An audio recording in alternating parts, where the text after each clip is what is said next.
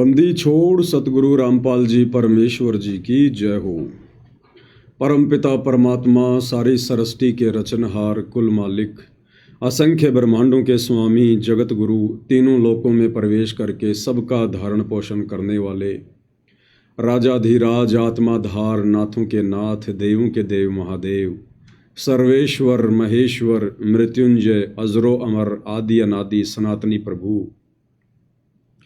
जगत पिता जगदीश्वर श्री श्री 1008 की उपाधि के वास्तविक अधिकारी अकाल मूर्त सौद स्वरूपी राम वासुदेव सर्वगतम ब्रह्म परम पूज्य प्रथम पूज्य परम संत परम पुरुष परम धनी परम दयालु सत्य कबीर हक्का कबीर अल्लाहु अकबर बाखबर अल्लाह ताला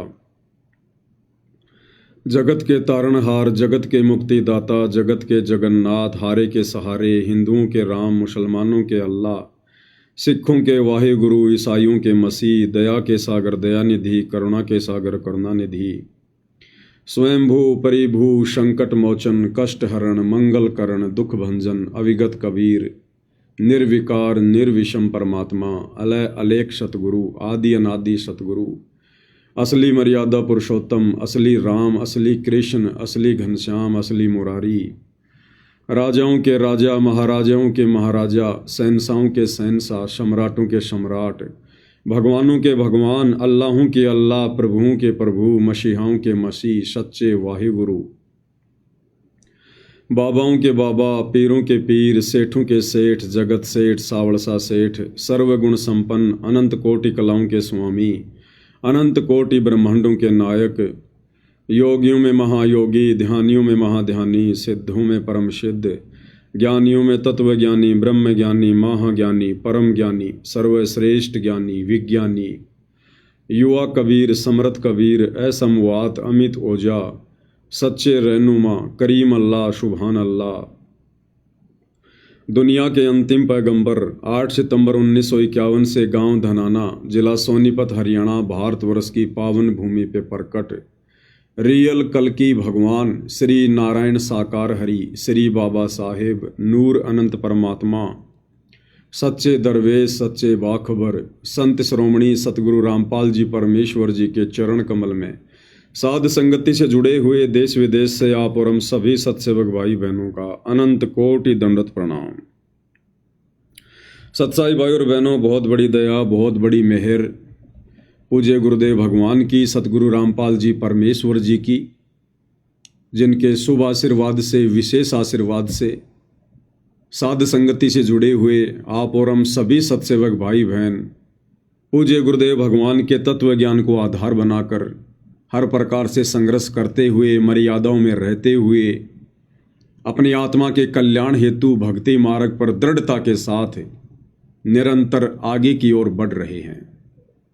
इस कलयुग की बिचली पीढ़ी में भाई और बहनों, ये विशेष रजा साध संगति से जुड़ना, शास्त्र अनुकूल शत भक्ति करना, गुरु की मेहर और आशीर्वाद प्राप्त करने योग्य बनना, ये साध संगति के बिना संभव नहीं होता है।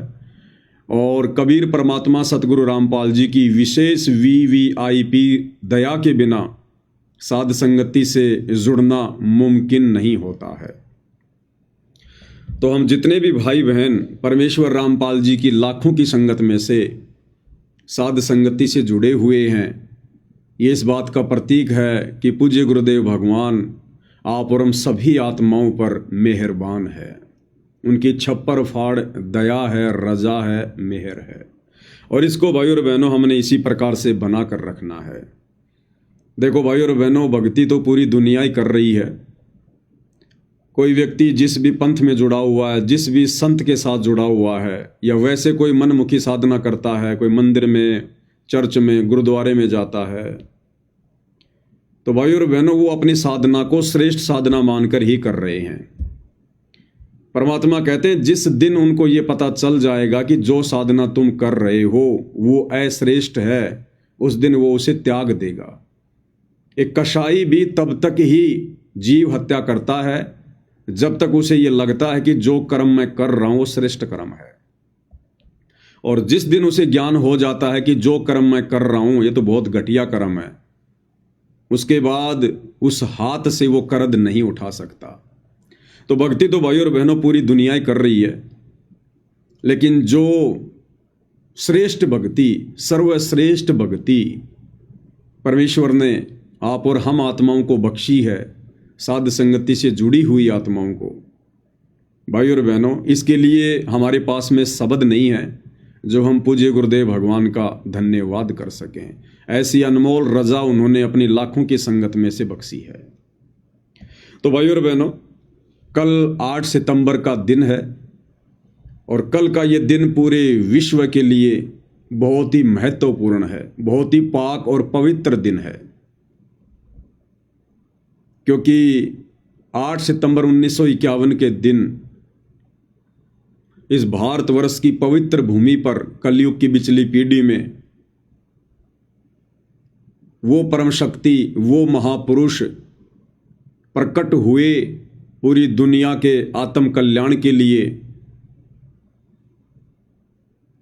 वो महापुरुष जिन्हें मुसलमान भाई अपना अल्लाह कहकर संबोधित करते हैं, 5 वक्त जिसकी प्राप्ति के लिए नमाज करते हैं, रोजे करते हैं, अन्य धार्मिक क्रियाएं करते हैं, वो भगवान जिसकी प्राप्ति के लिए, जिससे लाभ प्राप्त करने के लिए हिंदू भाई बड़े बड़े मंदिरों में जाते हैं, व्रत करते हैं, तीर्थों पे जाते हैं, वो मसीहा जो पूरे विश्व का उद्धार करेगा, ईसाई भाई जिसकी प्राप्ति के लिए चर्चों में जाते हैं, और वो वाहे गुरु जो सारे संसार का कल्याण करेगा, सबको ज्ञान देगा, वो जगत गुरु परमेश्वर रामपाल जी, वो महापुरुष है, ये स्वयंभू परमात्मा है, परिभू है, सारे जगत के उत्पत्ति करता हैं। ये परमेश्वर चारों युगों में आते हैं, अपनी लीला करते हैं। हम नादान आत्माएं अपनी अपनी साधनाओं को श्रेष्ठ मानकर, अपने अपने धर्मों को श्रेष्ठ मानकर काल प्रभाव से उन्हें पहचान नहीं पाते, उन्हें जान नहीं पाते और आत्म कल्याण का मौका चूक जाते हैं। लेकिन वर्तमान में जो समय उस कबीर भगवान सतगुरु रामपाल जी ने निर्धारित किया हुआ है पिछली पीढ़ी का, इस समय परमेश्वर सबको अपनी जानकारी करवाएंगे, सब तक ये जानकारी पहुंचाएंगे कि नादानो तुम किस भूल में बैठे हो। ये मनुष्य शरीर मोक्ष प्राप्ति के लिए मिलता है, लक 84 के कष्टों से दूर होने के लिए मिलता है। ये जन्म और मरण का जो दीर्घ लोग पूरे संसार को लगा हुआ है, इस रोग को कटवाने के लिए मिलता है। तो भाई और बहनों, ये परमेश्वर का पूर्व निर्धारित समय है। पूरे विश्व को परमात्मा ने भक्ति देनी है, उसके लिए 8 सितंबर 1951 को परमेश्वर रामपाल जी, जिनका वैदिक नाम कबीर देव, उपमात्मक नाम सत्य पुरुष, परम अक्षर ब्रह्म, 8 सितंबर 1951 के दिन भारतवर्ष की पवित्र भूमि पर शतलोक से चलकर गति करके सशरीर शिशु रूप में प्रकट हुए और 8 सितंबर 1951 से अपने आप को छुपाते हुए परमेश्वर लीला कर रहे हैं। वर्तमान में उनकी ये लीला हम चंद आत्माओं को समझ में आ रही है और आने वाले थोड़े समय में, क्योंकि अब ज़्यादा समय नहीं बचा है, 2028 युग परिवर्तन का निर्धारित समय है। तो 2028 के बाद पूरा विश्व इस परमेश्वर को जानेगा, इसको पहचानेगा और ये 8 सितंबर का पवित्र दिन पूरा विश्व मनाएगा। इसके अलावा पूरे संसार में और कोई दिन किसी भी महापुरुष की याद में नहीं मनाया जाएगा, क्योंकि पता चल जाएगा कि परमेश्वर रामपाल जी के अलावा सब जीव हैं, जीव संज्ञा में हैं सब। भले कोई देवी देवता बनकर बैठे हैं, भले ब्रह्मा विष्णु महेश बनकर बैठे हैं, भले किसी गण की पदवी लेकर बैठे हैं, और यहाँ हम जिनकी जन्माष्टमी मनाते हैं, नवमी मनाते हैं, गुड फ्राइडे मनाते हैं, ईद उल फितर मनाते हैं, जो भी हम वो दिन मनाते हैं, हमें पता चल जाएगा कि वो सब जीव श्रेणी में हैं, जीव संज्ञा में हैं, वो सभी आत्माएं हैं और अपनी भक्ति के कारण इस पृथ्वी पर आम प्राणियों से कुछ विशेष कार्य करके चले गए थे, जिस कारण से हमने उनको परमात्मा का दर्जा दे दिया, भगवान का दर्जा दे दिया, अवतार का दे दिया, पीर पैगंबर का दर्जा दे दिया, और अपने जैसे जीवों की हम पूजा कर रहे हैं परमात्मा मानकर।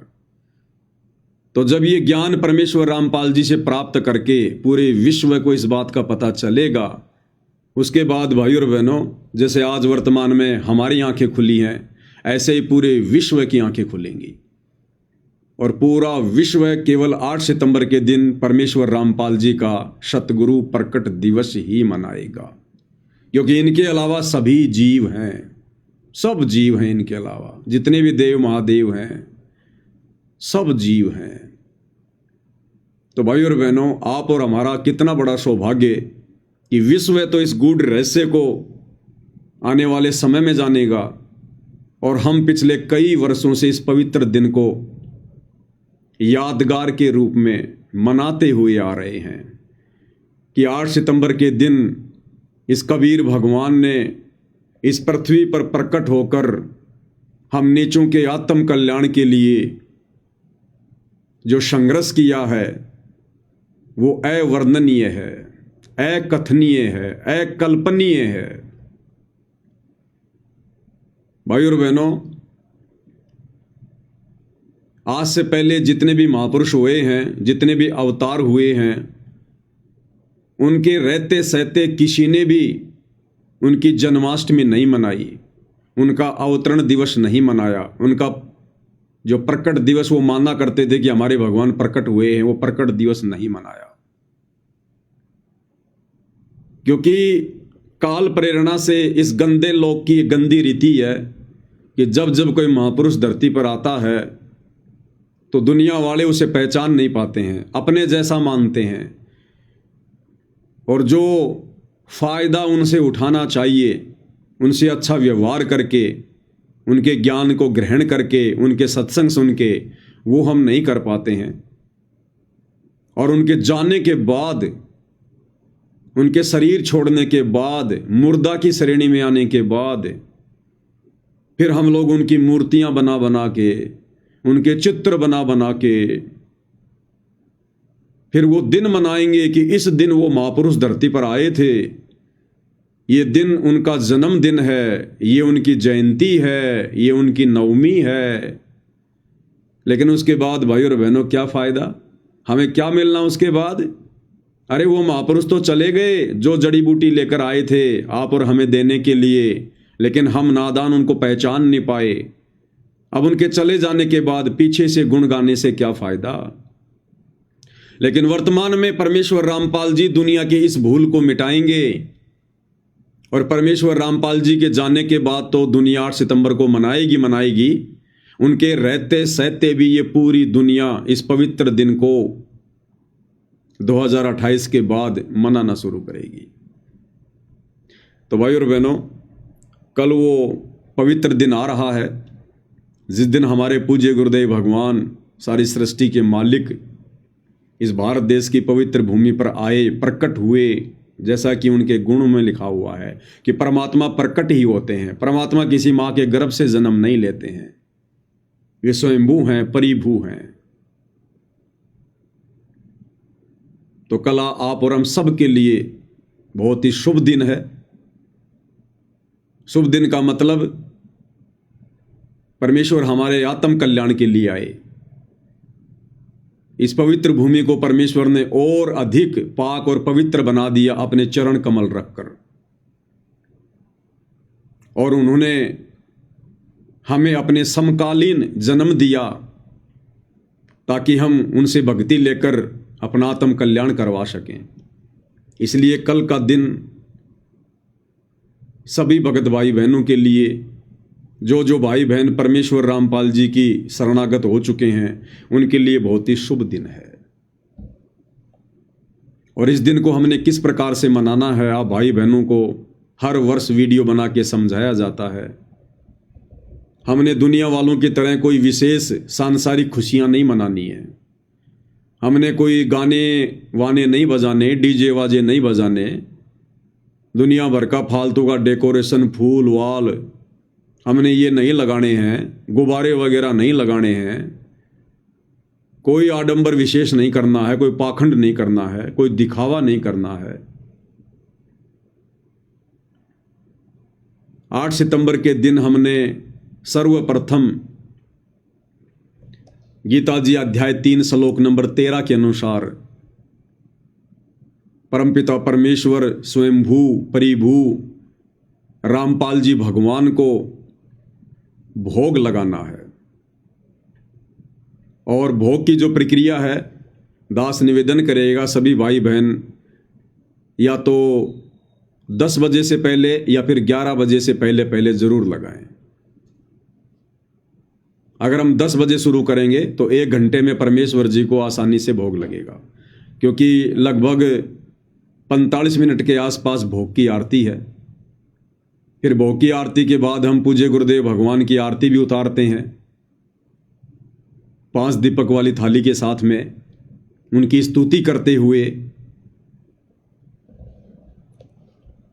और फिर एक आध को शब्द भी परमेश्वर का हम गाएंगे उनकी महिमा में, उनके चरणों में बैठकर सभी भाई बहन सहपरिवार।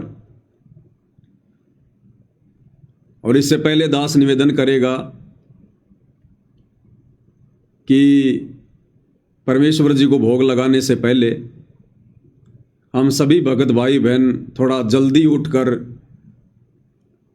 और जिन जिन भगत भाई बहनों को परमेश्वर ने सुमरण दिया हुआ है, नाम दीक्षा दी हुई है, वो भाई बहन कम से कम 1 घंटा तो परमपिता परमेश्वर जी के उस नाम का सुमरण अवश्य करें।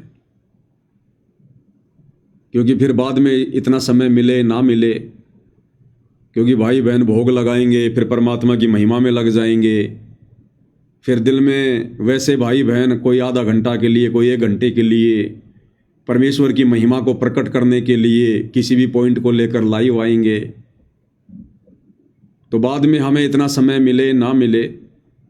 इसलिए यदि हम सुबह सुबह जो मंत्र करने की जो प्रक्रिया है, जो गुरुदेव ने हमें बता रखी है, यदि हम 1 घंटा या 1.5 घंटा सतनाम का या प्रथम नाम का यदि हम परमेश्वर जी का सुमरण कर लेंगे तो फिर हम आगे के समय के लिए निश्चिंत हो जाएंगे।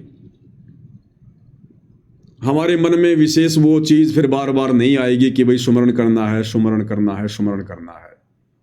उसके बाद हम चलते फिरते जैसे भी कर लेंगे तो हमारा काम बन जाएगा।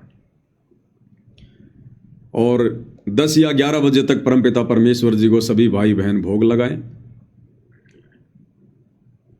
और भोग सभी भाई बहन लाइव आकर लगाएं, क्योंकि कई हजारों भगत भाई बहनों के घरों में कल परमेश्वर जी का प्रकट दिवस मनेगा, क्योंकि परमेश्वर हमारे साथ में रहते हैं, हमारे अंग संग रहते हैं। हमें परमात्मा को ढूंढने के लिए कहीं दूर जाने की आवश्यकता नहीं है। और वैसे भी पूज्य गुरुदेव भगवान ने वर्तमान समय में थोड़े समय के लिए आप और हमारे से शारीरिक दूरी बनाकर हमें घर पर ही ज्ञान को आधार बनाकर भक्ति क्रिया करने का समय दिया है। तो वैसे भी परमेश्वर शारीरिक रूप में आप और हमारे बीच में नहीं है, किसी आश्रम में नहीं है, इसलिए हमने इस पवित्र दिन को अपने घर पर ही मनाना है। क्योंकि आश्रम वाले भाई बहन तो वैसे भी गुरुदेव को परमात्मा नहीं मानते, उनको प्रकट हुआ नहीं मानते, उनको कबीर भगवान नहीं मानते हैं, उनको जन्म लिया हुआ एक मानुष मानते हैं, अपने जैसा जीव मानते हैं, और कबीर जी का एक अवतार मानते हैं।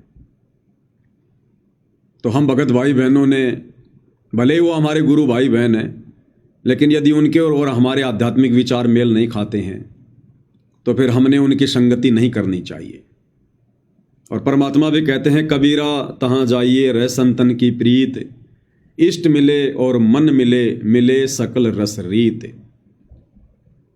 हालांकि हमारा किसी से कोई वैर भाव नहीं है, मन मुटाव नहीं है, लेकिन ये भक्ति मार्ग है भाई और बहनों, और भक्ति मार्ग में देखा देखी नहीं चलती है, भक्ति मार्ग में भेड़ चाल नहीं चलती है, भक्ति मार्ग में गुरुदेव भगवान के ज्ञान को आधार बनाकर चलना होता है।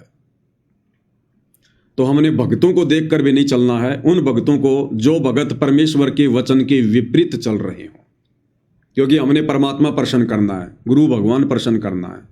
तो गुरु भगवान के वचन में रहकर, उनकी मर्यादाओं में रहकर, उनको प्रसन्न करने के लिए हमने वही भक्ति क्रियाएं करनी है जिन भक्ति क्रियाओं को करने के गुरुदेव ने सत्संगों में निर्देश दिए हैं, और जिन भक्ति क्रियाओं को करने से परमेश्वर अपने बच्चों से प्रसन्न होते हैं। तो सभी भगत भाई बहन भोग लगाते समय लाइव अवश्य आएंगे, और भोग हमने किस प्रकार से लगाना है परमेश्वर को,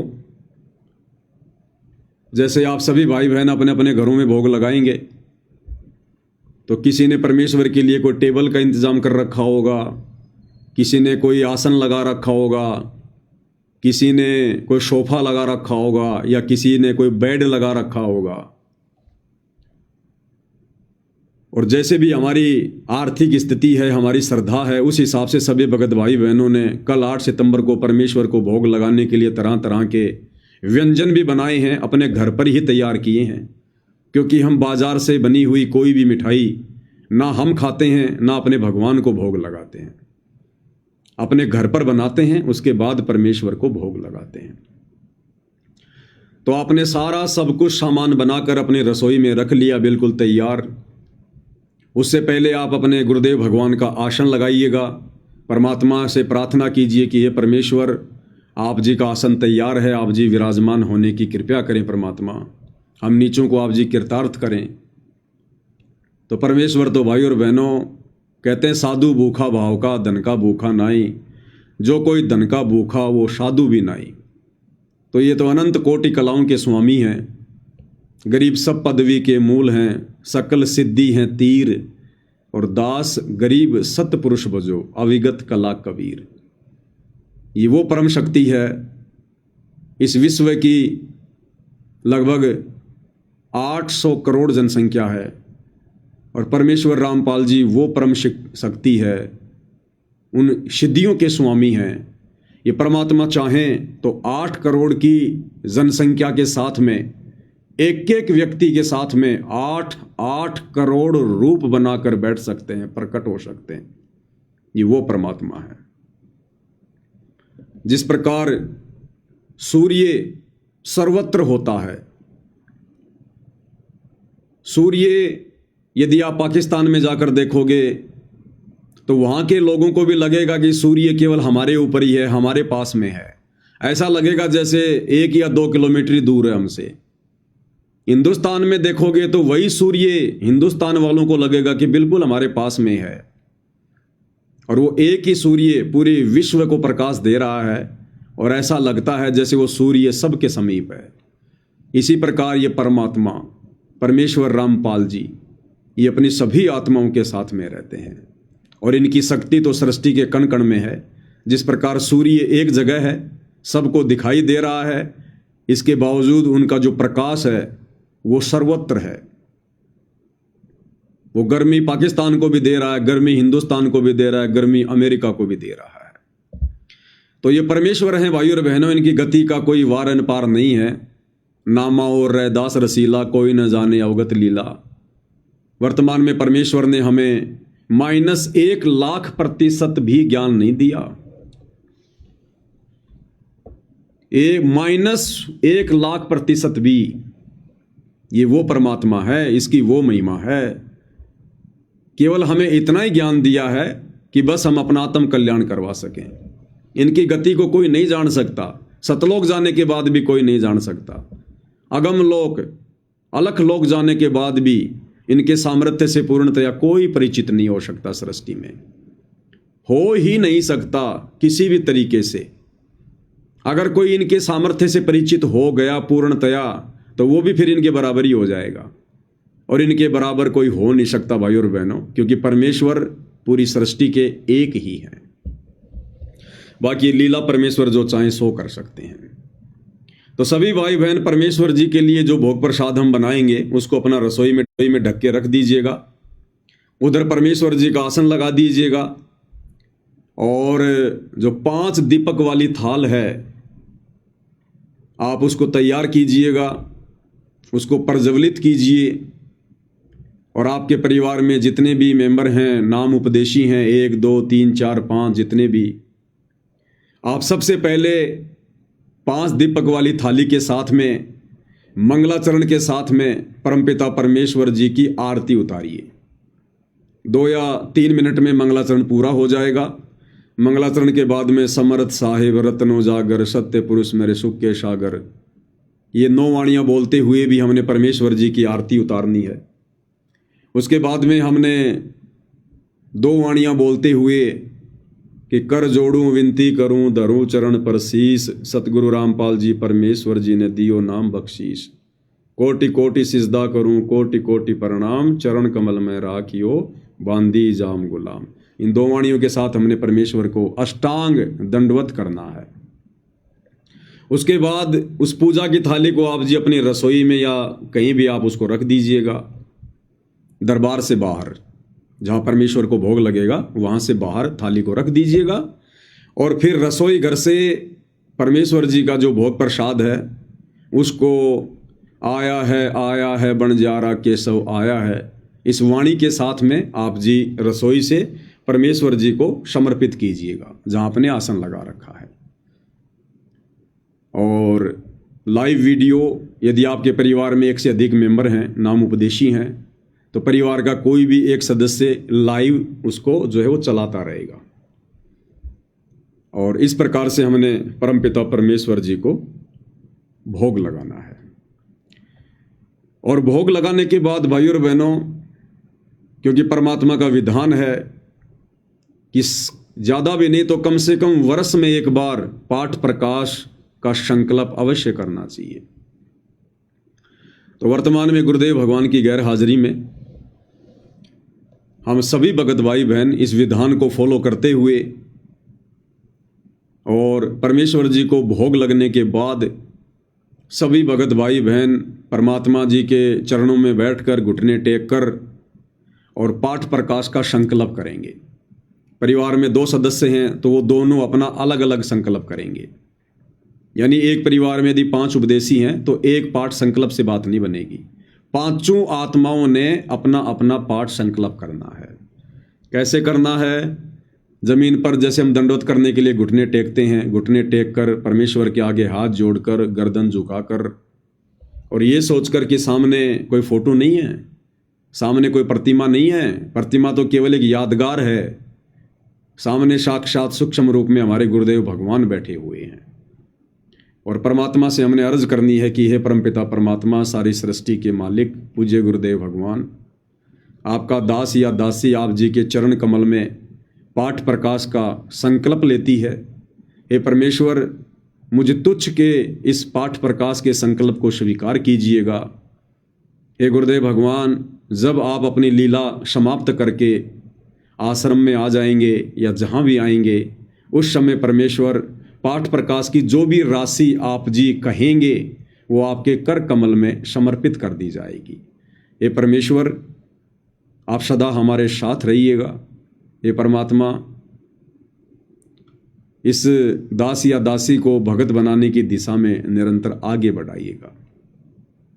तो इस प्रकार से सभी ने पाठ प्रकाश का संकल्प करना है।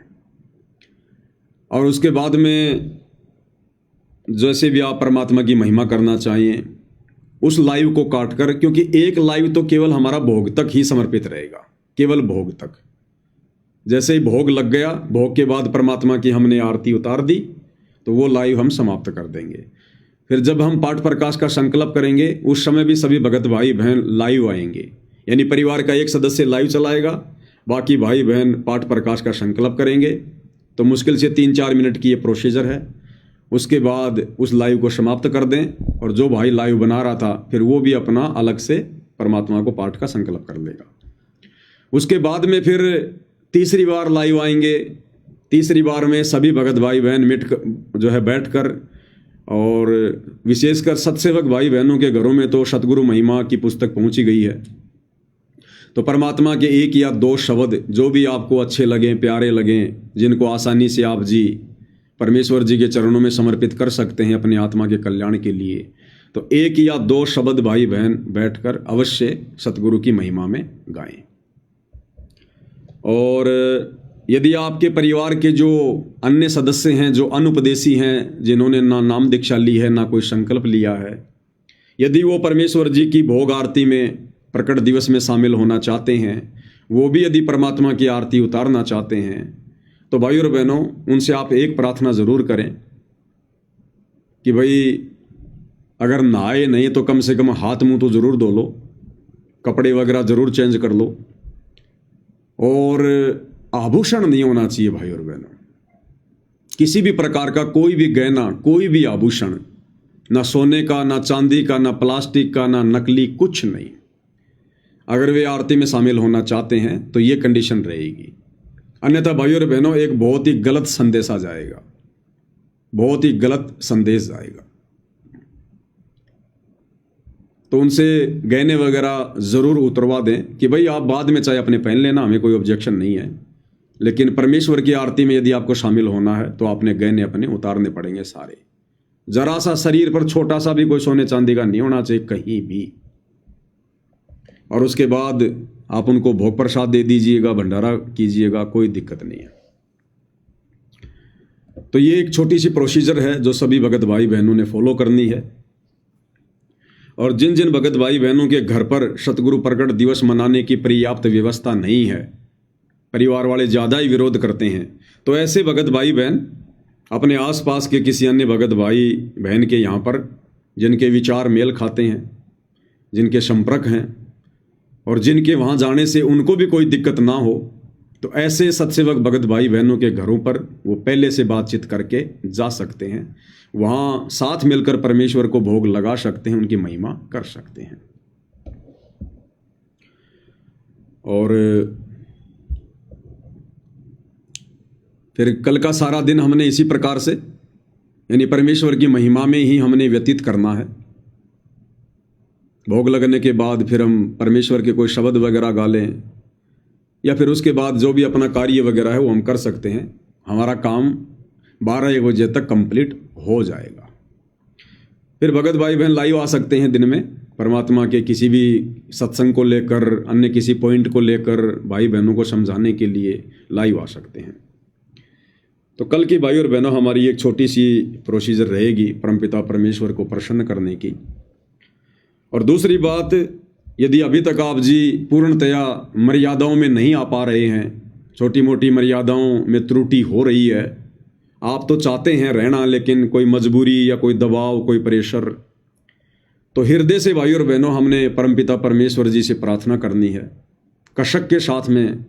देखो ये आत्मा का साथी है, अगर हम फॉर्मेलिटी के लिए करेंगे तो इनसे छुपा नहीं सकते हम, कुछ भी नहीं छुपा सकते। तो परमेश्वर से हृदय से प्रार्थना करें, रो रो के प्रार्थना करें, तड़प के साथ प्रार्थना करें। और आत्मा यदि हृदय से पुकारेगी तो परमेश्वर उसकी पुकार को जरूर सुनते हैं। फिर परमेश्वर एक अच्छा माहौल, भक्तिमय माहौल आपके घर में भी बनाएगा परमात्मा, क्योंकि समर्थ है, कुछ भी कर सकता है, इनके हाथ में है, इनसे बढ़कर फिर और कोई नहीं है।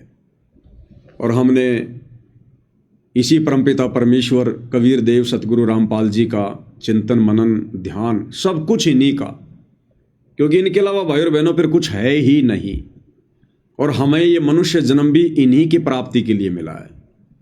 इन्हीं की प्राप्ति का मतलब इन्होंने हमें जो सतभक्ति दी है, जो मर्यादा दी है, उसको भली भांति निभाकर और आजीवन इनकी भक्ति करके, इनको प्रसन्न करके हमने इनके निज लोक सतलोक को प्राप्त करना है। तो जब हम सतलोक चले जाएंगे तब ये कहा जाएगा कि हमने परमात्मा प्राप्त कर लिया। अन्यथा परमात्मा तो हमें पता ही है कि पूज्य गुरुदेव भगवान, इनके अलावा कोई और है ही नहीं, तो वो तो हमें प्राप्त हो ही चुके हैं। तो भगवान प्राप्त हो गए तो क्या भक्ति छोड़ दें कि लो जी भगवान तो प्राप्त हो गए? तो ऐसे भगवान की प्राप्ति नहीं मानी जाती। जब हम इनकी भक्ति सफल करके सतलोक चले जाएंगे, उसको कहते हैं परमात्मा प्राप्ति, भगवान की प्राप्ति, मोक्ष की प्राप्ति। और संध्या आरती में हम सभी भगत भाई बहन पढ़ते हैं भाई और बहनों, क्योंकि संध्या आरती जब हम करते हैं तो अपने गुरुदेव भगवान को सामने विराजमान करके करते हैं। हमारा ध्यान हमारे गुरुदेव भगवान में रहता है, उनके चरणों में रहता है, उनकी स्तुति में, उनकी महिमा में रहता है। और संध्या आरती में हम क्या कहते हैं? तुमरा ही ज्ञाना तुमरा ही ध्याना, तुमरा ही ज्ञाना तुमरा ही ध्याना, तुमरे तारण की परतीत सतगुरु तारेंगे, तारेंगे तारेंगे तहतीक सतगुरु तारेंगे। हम अपने गुरुदेव भगवान को क्या कह रहे हैं कि तुमरा ही ज्ञाना, ये परमेश्वर तुम्हारा ही ज्ञान जो हमारी आत्मा का कल्याण करेगा, यानी आपके द्वारा दी गई भक्ति करेंगे, इसके अलावा कुछ नहीं करेंगे। ज्ञान यानी भक्ति। और तुमरा ही ध्याना, और परमेश्वर हम केवल आपका ही ध्यान रखेंगे, केवल आपका ही चिंतन मनन करेंगे। हमारे ध्यान में, हमारे चिंतन मनन में, हमारी सोच में, हमारे विचारों में, हमारे शौपन में, हमारी बातों में, हमारी चर्चाओं में, ये परमेश्वर आप ही रहोगे। आपके अलावा दूसरा ना कोई परमात्मा है और ना हमें कोई स्वीकार्य है। तो तुमरा ही ज्ञाना और तुमरा ही ध्याना, और तुमरे तारण की प्रतीत सतगुरु तारेंगे। और ये परमेश्वर हमें आप ही से उम्मीद है, प्रतीत यानी उम्मीद, हमें केवल आप ही से उम्मीद है कि आप ही हमारी आत्मा का कल्याण करेंगे, हमें तारेंगे, हमें सतलोक भेजेंगे, सतगुरु तारेंगे। अब बताओ भाई और बहनों, फिर बच कौन गया? जब हमने भक्ति सतगुरु की करनी, ध्यान सतगुरु का करना, और पार होने की उम्मीद हमने सतगुरु से लगानी है, तो इनके अलावा फिर और है कौन परमात्मा? और वैसे भी परमात्मा कहते हैं भाई, भक्ति मुक्ति के दाता सतगुरु, भटकत प्राणी फिरंदा, उस साहिब के हुक्म बिना नहीं तरवर पात हिलंदा। भक्ति और मुक्ति के दाता सतगुरु ही हैं। तो हमारे सतगुरु कौन? परमेश्वर रामपाल जी। और परमेश्वर ने तो अपना अनमोल शब्द हम भगत भाई बहनों की आंखें खोलने के लिए बनाया हुआ है, जिसमें परमेश्वर ने कुछ भी बाकी नहीं छोड़ा है, सब कुछ क्लियर कर रखा है समझदार आत्मा के लिए। और क्या कहते हैं परमात्मा?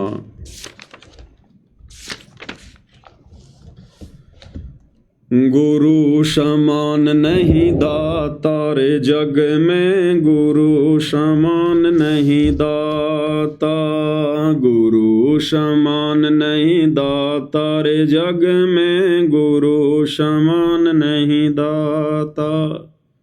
गुरु के समान यहाँ कोई भक्ति देने वाला नहीं है, कोई सुख देने वाला नहीं है। दाता यानी देने वाला। जैसे हम कहते हैं हरि, तो हरि नाम सुनते ही इस तत्व ज्ञान के अभाव में पहले हमारी जो सोच थी वो श्री विष्णु जी के ऊपर जाकर टिक जाती थी कि हरि मतलब श्री विष्णु जी। लेकिन अब पता चला कि हरि वास्तव में कौन है? कबीर परमात्मा सतगुरु रामपाल जी, वो उस विष्णु के भी हरि हैं। हरि यानी हरने वाला, कष्टों को हरने वाला हरि, संकटों को हरने वाला हरि, हमारे दुखों को हरने वाला हरि, रोगों को हरने वाला हरि। तो संकट मोचन कष्ट हरण मंगल करण कबीर, आगे शरण तेरी। तो असल में हरि हमारे पूज्य गुरुदेव भगवान है। ये जितने भी उपमात्मक नाम हैं, इस निरंजन ने, इस काल ने जानबूझकर अपने अवतारों के, अपने पुत्रों के, उनकी महिमा के नाम, उनकी उपमात्मक पदियों के नाम रख दिए। जैसे विष्णु जी का सहस्त्रनामा यानी 1000 नाम श्री विष्णु जी के, वो सारे नाम इस काल ने कॉपी कर रखे हैं, इसने चुरा रखे हैं। और हम जीवों को भ्रमित करने के लिए जब वो रियल हरि धरती पर आएगा तो उसको कोई हरि ना मान ले, उसको कोई महादेव ना मान ले। महादेव यानी समस्त देवों का देव, सारी सृष्टि के देवों का देव महादेव, सबसे बड़ा देव। देव यानी भगवान। तो ये कबीर भगवान सतगुरु रामपाल जी हैं। इस काल ने अपने पुत्र शिव जी का नाम रख दिया महादेव। इसने अपने पोते का नाम रख दिया गणेश। शंकर जी का बेटा, काल का पोता गणेश। अब गुरुदेव ने क्या बताया कि भाई असल में जो गणेश है ये कबीर परमात्मा सतगुरु रामपाल जी हैं। अब गणेश काल ने नाम रख दिया अपने पोते का, तो परमेश्वर ने फिर अपने आप को कहना पड़ा आदि गणेश। आदि गणेश मनाऊं गणनायक देवन देवा।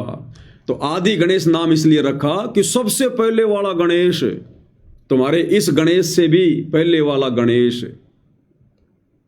तो ये जितने भी नाम हैं भाई और बहनों, इन देवी देवताओं के, इनकी महिमा के, इन अवतारों के, ये सारे नाम इस निरंजन ने, काल ने कॉपी कर लिए।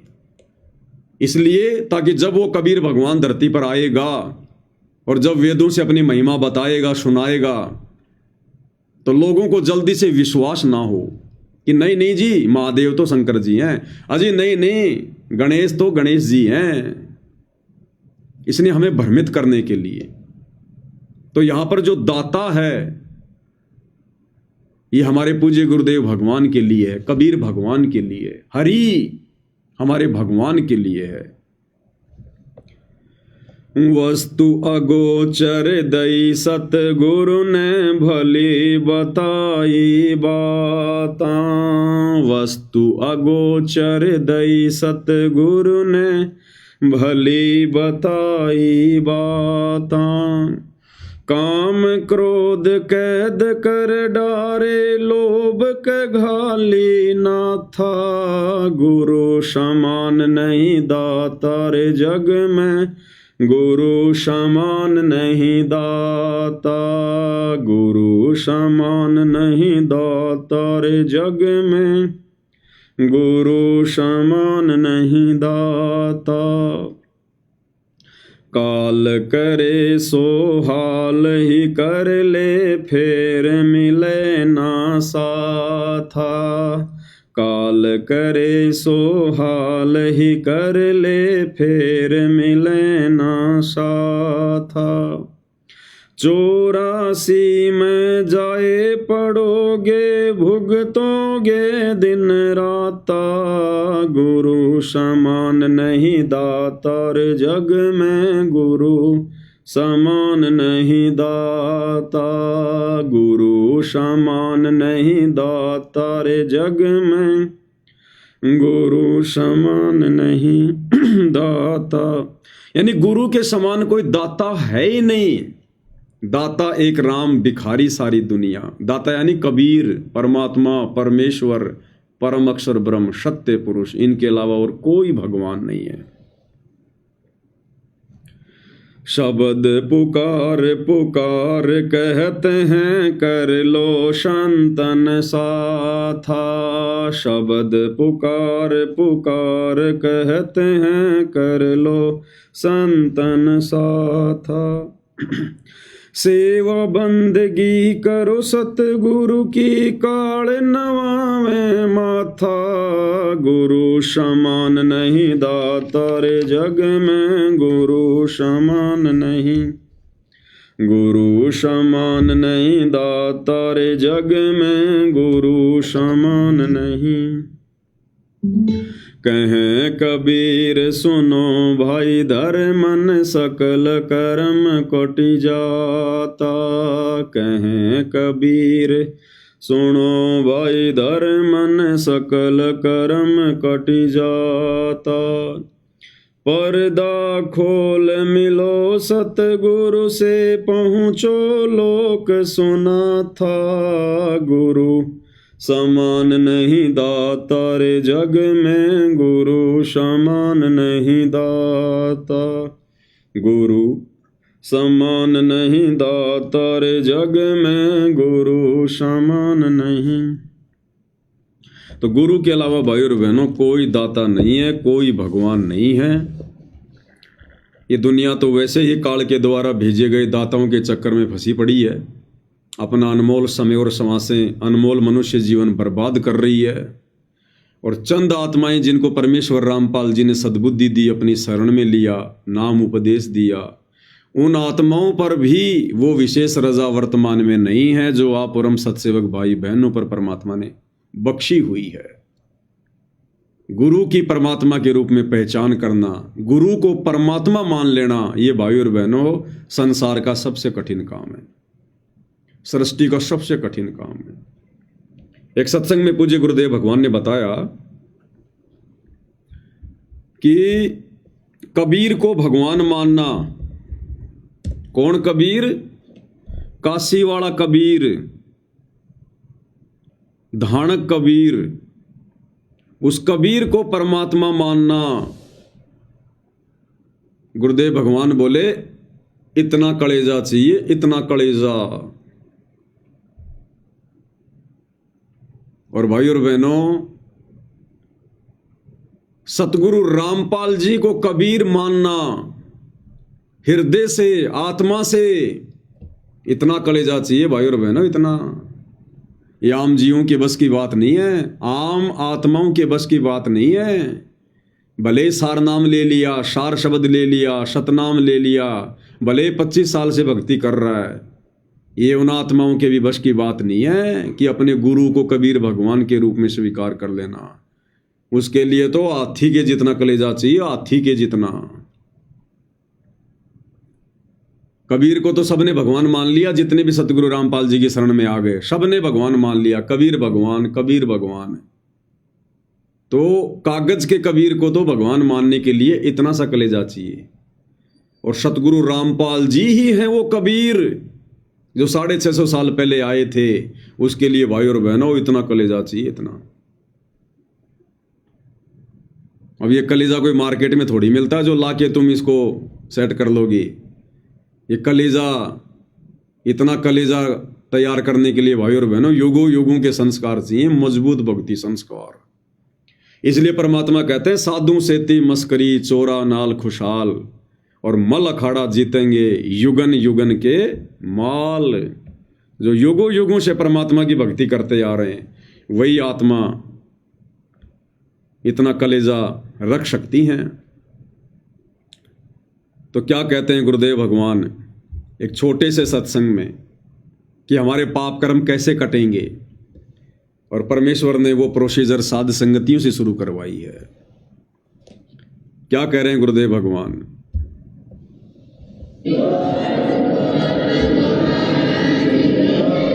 ये क्या बता रहे हैं? यज्ञ से बचे हुए अन्न को खाने वाले श्रेष्ठ पुरुष संत, संत यानी अच्छी आत्मा, तो सब पापों से मुक्त हो जाते हैं। हम सबसे पहले परमात्मा का भोग निकालते हैं, भोजन का भी, हलवे का प्रसाद बनकर आता वो भी, उसको भगवान के भोग लगाकर फिर शेष अन्न को वितरित किया जाता है। तो जिसके सिर पर, तो क्या करें गुरुदेव भगवान कि यज्ञ से बचे हुए अन्न को खाने से हमारे पाप कर्म कटते हैं, पाप कर्म। और गुरुदेव कह रहे हैं सबसे पहले हम भगवान को भोग लगाते हैं, उसके बाद फिर प्रसाद वितरित किया जाता है, हलवा प्रसाद भंडारा। अब भाई और बहनों, सतगुरु हमारे आध्यात्मिक टीचर हैं। यानी सतगुरु क्यों आते हैं? ज्ञान देने के लिए, हमें समझाने के लिए। तो सतगुरुदेव हमारे आध्यात्मिक टीचर हैं। और जो आश्रम होते हैं, आश्रम भाई और बहनों एक ट्रेनिंग सेंटर होते हैं, ट्रेनिंग सेंटर। और सतगुरु उस आश्रम में बैठकर हमें भक्ति क्रिया समझाते हैं, हमें ट्रेनिंग देते हैं कि तुमने क्या करना है, क्या नहीं करना है तुमने। तो सतगुरु ने हमें ट्रेनिंग दी कि भगवान को भोग कैसे लगाया जाता है। अब सतगुरु ने स्वयं तो कहा नहीं कि मैं भगवान हूं, और ना वो कहेंगे कि मैं भगवान हूं। अगर सीधा सीधा कहना था तो फिर ये तत्व ज्ञान देने की आवश्यकता ही नहीं पड़ती। तो 90% आत्माओं ने जो आश्रमों में बैठकर ट्रेनिंग ले रहे थे, उन्होंने सतगुरु की उस प्रक्रिया को कॉपी कर लिया, बुद्धि विवेक का इस्तेमाल नहीं किया जो करना चाहिए था। तो सतगुरु ने अपने आप को छुपाकर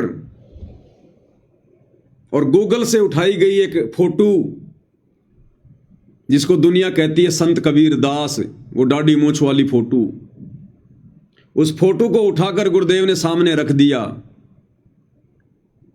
और कहा कि बच्चों ये कबीर भगवान है। और गीता जी अध्याय 3 श्लोक 13 के अनुसार हमने कबीर भगवान को भोग लगाकर ही अन्न जल ग्रहण करना चाहिए।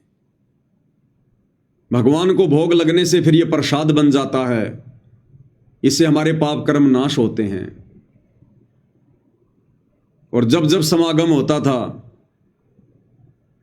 और गुरुदेव भगवान हमें ट्रेनिंग दिया करते थे, तो 90% आत्माओं ने बुद्धि विवेक का इस्तेमाल ना करके और सतगुरु की बातों को ज्यों का त्यों कॉपी कर लिया और मान लिया कि ये कागज की फोटो ही कबीर है, ये कागज का टुकड़ा ही कबीर है, ये दाढ़ी मूछ वाली फोटो ही कबीर है। और उसी को कबीर मानकर सतगुरु से ट्रेनिंग लेकर और वैसी ही प्रक्रिया कर रहे हैं जैसा गुरुदेव किया करते थे। यानी जब जब कोई समागम होता था तब गुरुदेव भगवान भोग लगाया करते थे, बड़ी भोग की आरती के साथ। तो आश्रम वाले भाई बहनों ने भी प्रतिदिन भोग ना लगाकर और जब जब आश्रमों में कोई समागम होता है केवल उसी दिन भोग लगाते हैं। और बाकी दिन क्या खा रहे हो फिर? अरे चलो उस दिन तुम्हारा प्रसाद बन गया, तुमने भगवान को भोग लगा दिया, और बाकी दिन अपने घरों पर किसको भोग लगा रहे हो? अब कहेंगे भी गुरुजी ने कह रखा है अन्नदेव की आरती दे रखी है। अगर अन्नदेव की आरती ही भगवान को भोग लगाने की संपूर्ण विधि है तो भगवान फिर 42 मिनट की आरती के साथ में क्यों लगा रहा है? फिर सतगुरु हमें 42 मिनट की आरती के साथ में भोग लगाने की ट्रेनिंग क्यों दे रहे थे? अगर उस 3 मिनट की आरती से हमारा काम निकल जाता तो ये समझ नहीं पाए भाई और बहनों, और इन्होंने उस चीज को कॉपी कर लिया, जबकि हमने अपने बुद्धि विवेक का इस्तेमाल करना था। और मात्र उस दाढ़ी मूछ वाली कबीर की फोटो को भगवान मानकर भोग लगाने से कोई पाप कर्म नाश नहीं होते, कोई पाप कर्म नाश नहीं होते। आश्रम में हमें थोड़ी बहुत राहत इसलिए मिल जाती थी क्योंकि भोग लगाते वक्त स्वयं सारी सृष्टि के मालिक कबीर भगवान सतगुरु रामपाल जी भी वहां उपस्थित होते थे, वहां प्रकट होते थे, वहां उपस्थित होते थे परमात्मा। तो हालांकि हम तुच्छ बुद्धि जीवों का तो ध्यान उस कागज की फोटो पर ही रहता था कि ये है कबीर, हम तो इनको भोग लगा रहे हैं। लेकिन फिर भी वहां पर सतगुरु रामपाल जी परमेश्वर जी के प्रकट रहने मात्र से और वो जो अन्न था वो प्रसाद में तब्दील हो जाया करता था, यानी वो पाप नाशक बन जाता था। लेकिन वर्तमान में क्या कर रहे हैं भाई? वर्तमान में इन सतलोक आश्रमों में क्या हो रहा है? केवल समागम में भोग की आरती के साथ भोग लगता है, और भोग लगाया किसको जाता है? नकली कबीर को। उसी दाढ़ी मूछ वाली गूगल से उठाई गई फोटो को, ना जाने उस फोटो को किसी शराबी ने बनाया था, किसी मांसाहारी ने बनाया था, और उस कागज के टुकड़े को कबीर मानकर और इन आश्रमों में जब जब समागम होता है केवल उसी दिन भोग लगाया जाता है। अब भैया गुरुदेव भगवान ओरिजिनल कबीर, जिंदा कबीर वर्तमान में उन आश्रमों में नहीं है, हिसार जेल में बैठे हुए हैं। अब चाहे तुम लाख भोग लगा लो, उस विधि से जो ट्रेनिंग सतगुरु रामपाल जी देकर गए हैं उस विधि से अब तुम चाहे लाख भोग लगा लो उस कागज के कबीर को, 45 क्या चाहे 45 घंटे की आरती के साथ लगा लो, तुम्हारे अनाज का एक दाना भी पापनाशक नहीं हो सकता, दाना भी। और नहीं हो रहा, इसीलिए सबको दुर्बुद्धि प्राप्त है, इसीलिए किसी की बुद्धि में बात आई नहीं रही। इसीलिए तो ये स्टेडियम वगैरह बनवा दिए, संगत विचार ही नहीं कर पाई क्योंकि पापनाश नहीं हो रहे, बुद्धि ऑन नहीं हो रही। संगत को गुंडों की सीबीआई जांच में बैठा दिया जाता है क्योंकि संगत के पापनाश नहीं हुए। और भी जितने कुक्रम हैं, ज्ञान विरुद्ध भक्ति कर्म है, आप लोगों को बताते ही रहते हैं। अन्यथा भाई और बहनों, परमात्मा को भोग लगाने के बाद जो हम प्रसाद ग्रहण करते हैं उससे तो हमारे पाप नाश होते हैं, हमारी उससे जो है बुद्धि खुलती है, हमें सद्बुद्धि आती है। फिर इन आश्रम वालों को क्यों नहीं आ रही? तो ना तो वर्तमान में गुरुदेव भगवान इन आश्रमों में मौजूद हैं और ऊपर से उस कागज के कबीर को, नकली कबीर को भगवान समझकर भोग लगाया जा रहा है। और फिर वैसे ये लोग मर्यादाओं में नहीं है, गुरु के वचन में नहीं है, और अपने गुरु को ये परमात्मा मानते नहीं है। तो भाई और बहनों, इनको ये चाहे 8 सितंबर के दिन या जून के महीने में, चाहे किसी भी आश्रम में और कैसा भी भोग लगा लें, इनका वो धर्म यज्ञ संपूर्ण हो ही नहीं सकता। किसी भी कीमत पर इनके धार्मिक भंडारे सफल हो ही नहीं सकते। और सब लोग वो पाप का अन्न ही खा खा कर अपने आप को धन्य मानकर वहां से निकल जाते हैं। अब ये प्रोसीजर परमेश्वर ने शास्त्र अनुकूल सत भक्ति वाली साध संगतियों में शुरू करवाई है। यहां लग रहा है पूर्ण ब्रह्म परमात्मा जी को भोग, सत्सेवक भाई बहनों के द्वारा जो भोग लगाया जाता है, परमेश्वर कबीर जी को पहचान कर, अपने गुरु को ही कबीर भगवान मानकर हम सत्सेवक भाई बहनों का जो अन्न है वो पापनाशक हो रहा है। हमारे पाप कर्म कट रहे हैं तेजी से, इसलिए हमें सद्बुद्धि आ रही है, सोचने समझने की परमेश्वर ने तर्क शक्ति दे रखी है। हम चिंतन मनन करते हैं क्योंकि हम परमेश्वर जी की विधि अनुसार सारे कार्य कर रहे हैं और कोई मर्यादा नहीं तोड़ते, गुरु को नाराज करने का मौका नहीं देते। इसलिए भाई और बहनों, जहां परमेश्वर ये बात कह रहे हैं कि पूर्ण परमेश्वर को भोग लगने के बाद यज्ञ से बचे हुए अन्न को ग्रहण करने से साधक के पाप नाश होते हैं, तो ये पाप नाश वर्तमान में भाई और बहनों आप और हमारे हो रहे हैं। क्या कह रहे हैं परमात्मा? ये क्या बता रहे हैं? यज्ञ से बचे हुए अन्न को खाने वाले श्रेष्ठ पुरुष संत यानी अच्छी आत्मा तो सब पापों से मुक्त हो जाते हैं। हम सबसे पहले परमात्मा का भोग निकालते हैं, भोजन का भी, हलवे का प्रसाद बनकर आता है वो भी, उसको भगवान के भोग लगाकर फिर शेष अन्न को वितरित किया जाता है। तो जिसके और भाई और बहनों, इस विषय में पूज्य गुरुदेव भगवान जिस समय सतलोक आश्रम बरवाड़ा में थे, परमेश्वर सत्संग किया करते थे, तो परमेश्वर बहुत समझाया करते थे। लेकिन भाई संत हमेशा संकेतों की भाषा में समझाते हैं, और संकेतों की भाषा समझना सभी शिष्यों की बस की बात नहीं होती है। उस समय तक हम भी नहीं समझ पा रहे थे। 2014 बरवाला कांड के बाद में भगवान ने हमारी बुद्धि ओन की और हमें सामने खड़े भगवान दिखाई देने लगे, परमात्मा दिखाई देने लगे। और क्या कहा करते थे परमात्मा सत्संगों में? गुरुदेव कहते थे कि बच्चों वो परमात्मा अब मिला है आपको सतलोक आश्रम बरवाला में, वो परमात्मा अब मिला है आपको सतलोक आश्रम बरवाला में। कौन? कबीर परमात्मा। भाई कबीर परमात्मा तो नकली कबीर पंथियों के आश्रम में भी है। अरे वो कागज की फोटो दाढ़ी मूंछ वाली गूगल से उठाई हुई, जिस समय सतगुरु रामपाल जी ने अपना यह पंथ शुरू नहीं किया था, उस समय से सैकड़ों वर्ष पहले जितने भी नकली कबीर पंथ हैं, उन सभी कबीर पंथियों के पास में वो कबीर जी की फोटो है।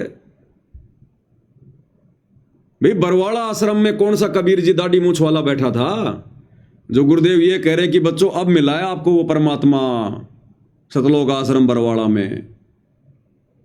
तो इसका मतलब वो दाढ़ी मूंछ वाली फोटो कबीर नहीं है, अन्यथा वो फोटो तो करोड़ों लोगों के घरों में है, सैकड़ों कबीर पंथियों के आश्रम में दीवारों से लटक रही है। लेकिन गुरुदेव कहते हैं अब मिला है आपको वो परमात्मा सतलोक आश्रम बरवाड़ा में। तो सतलोक आश्रम बरवाड़ा में कौन है फिर वो परमात्मा? अब ये नहीं कहेंगे कि बच्चों मैं हूं वो परमात्मा। तो संत संकेत ही किया करते हैं भाई और बहनों। क्या कह रहे हैं गुरुदेव? अब हम क्या करते हैं, जो दुखी आते हैं वो तो किसी के कहने सुनने से दुख आता है, जो ये सोचकर आता है कि चल देख लेते हैं वहां भी, उसको यहाँ राहत नहीं मिलेगी। या तो वो व्यक्ति आवे सब जगह पे थक ले और जब उसकी कति आशा टूट ली हो कि कितना ठिकाना नहीं, उसकी सुनाई यह तुरंत होगी, क्योंकि उसका भाव ये रहेगा कि मैंने सारा देख लिया, कहीं ठिकाना नहीं है। और फिर यहां हृदय से रो के पुकार करेगा, रोज नया सुख होगा उसकी आत्मा में, रोज नया। चाहे कैसी बीमारी हो, कैसी ही टेंशन हो, परमात्मा किसे कहते हैं? परमात्मा की खोज क्यों करते थे? राजा लोग भी ढूंढा करते, भगवान मिल जाए और सुख हो मुझे। अब सुनो, वो ऐसे करता ही करता है। तो वो परमात्मा ई मिला है आपने इस सतलोक आश्रम वाला, जिला हिसार, हरियाणा में। तो क्या कह रहे हैं गुरुदेव कि वो परमात्मा इब मिला है आपने सतलोक आश्रम बरवाड़ा, जिला हिसार, हरियाणा में। तो सतलोक आश्रम बरवाड़ा, जिला हिसार, हरियाणा में तो हमारे पूज्य गुरुदेव भगवान बैठे हैं, परमेश्वर रामपाल जी। तो ये हैं वो परमात्मा। वो कागज की फोटो, दाढ़ी मूंछ वाली वो परमात्मा नहीं है।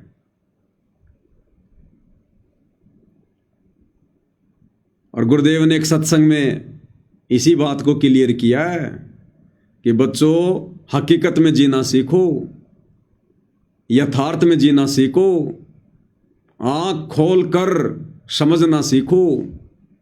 और परमेश्वर ने आम का उदाहरण देकर, आम का उदाहरण देकर गुरुदेव भगवान ने इस छोटे से सत्संग में यह क्लियर कर दिया कि परमात्मा कौन है। क्या कह रहे हैं गुरुदेव भगवान, ध्यान से सुनिएगा। जैसे बच्चा स्कूल में पढ़ता है, उसको दिखाते आ का आम, आ का आम, अक्षर की जानकारी और साथ में आम का चित्र। अब बच्चा उसने बार बार देखा और फिर आम खाना चाहे, क्योंकि आम के गुण का ज्ञान बहुत मीठा होता है, फलों का राजा होता है, शरबत से भी मीठा होता है। तो खाने की इच्छा हो चाहे तो कैदा खोल के बैठ जाए, आम खाऊंगा। क्या कह रहे हैं परमात्मा? जैसे बच्चे को स्कूल में जानकारी दी जाती है, छोटे बच्चे को, कि आ से आम, आ से आम, आ अक्षर की जानकारी और आम की जानकारी, और साथ में फिर उस बच्चे को आम के गुणों से परिचित करवाया जाता है कि आम कितना मीठा होता है, आम फलों का राजा होता है। उस बच्चे को वो गुण बताए जाते हैं। अब वो नादान बच्चा क्या करता है? उस पुस्तक को खोल के, उस कायदे को खोल के जिसमें आम का चित्र है सुंदर, उसको खोल के बैठ जाए और कहे कि आम खाऊंगा।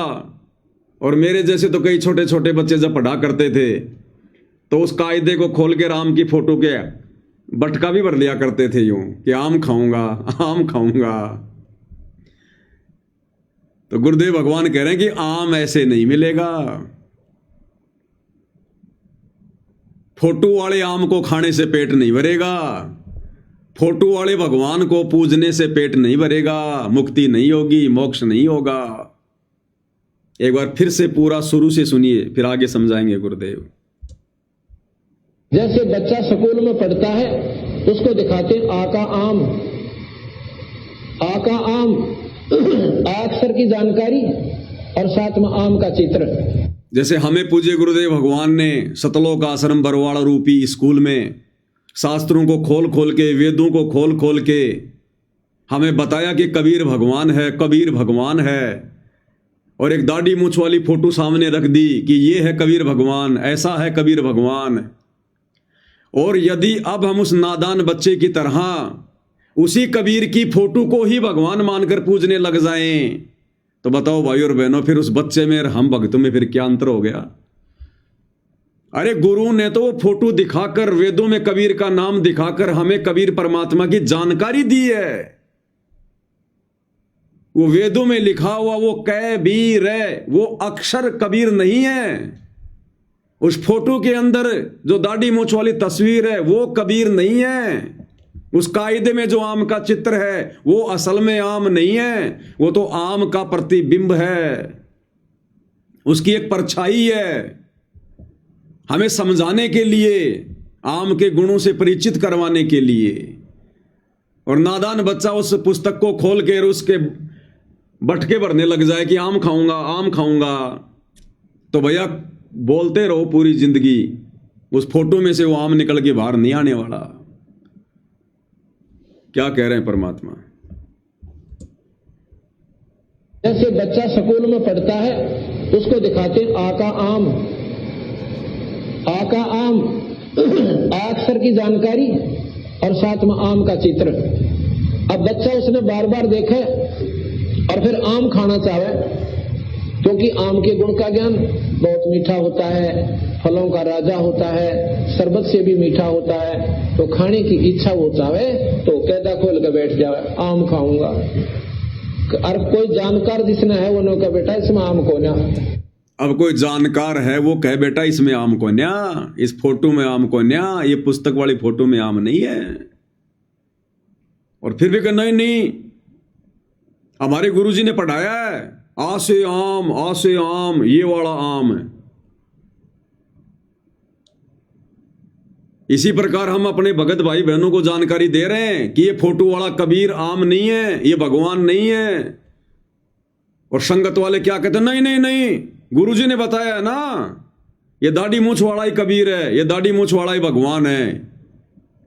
तो भाई और बहनों, उनकी बुद्धि तो उस नादान बच्चे की तरह है जो गुरुदेव भगवान कहते हैं कि अब वो बच्चा, जिस बच्चे को गुरु ने आम के गुण बताए, आम की फोटो दिखाई, और जो बच्चा उस कायदे को खोल के बैठ गया कि आम खाऊंगा, और कोई उसको समझाता कि बेटा ये आम नहीं है, आम प्राप्ति की विधि कुछ और है, ये तो समझाने के लिए तेरे को बताया गया।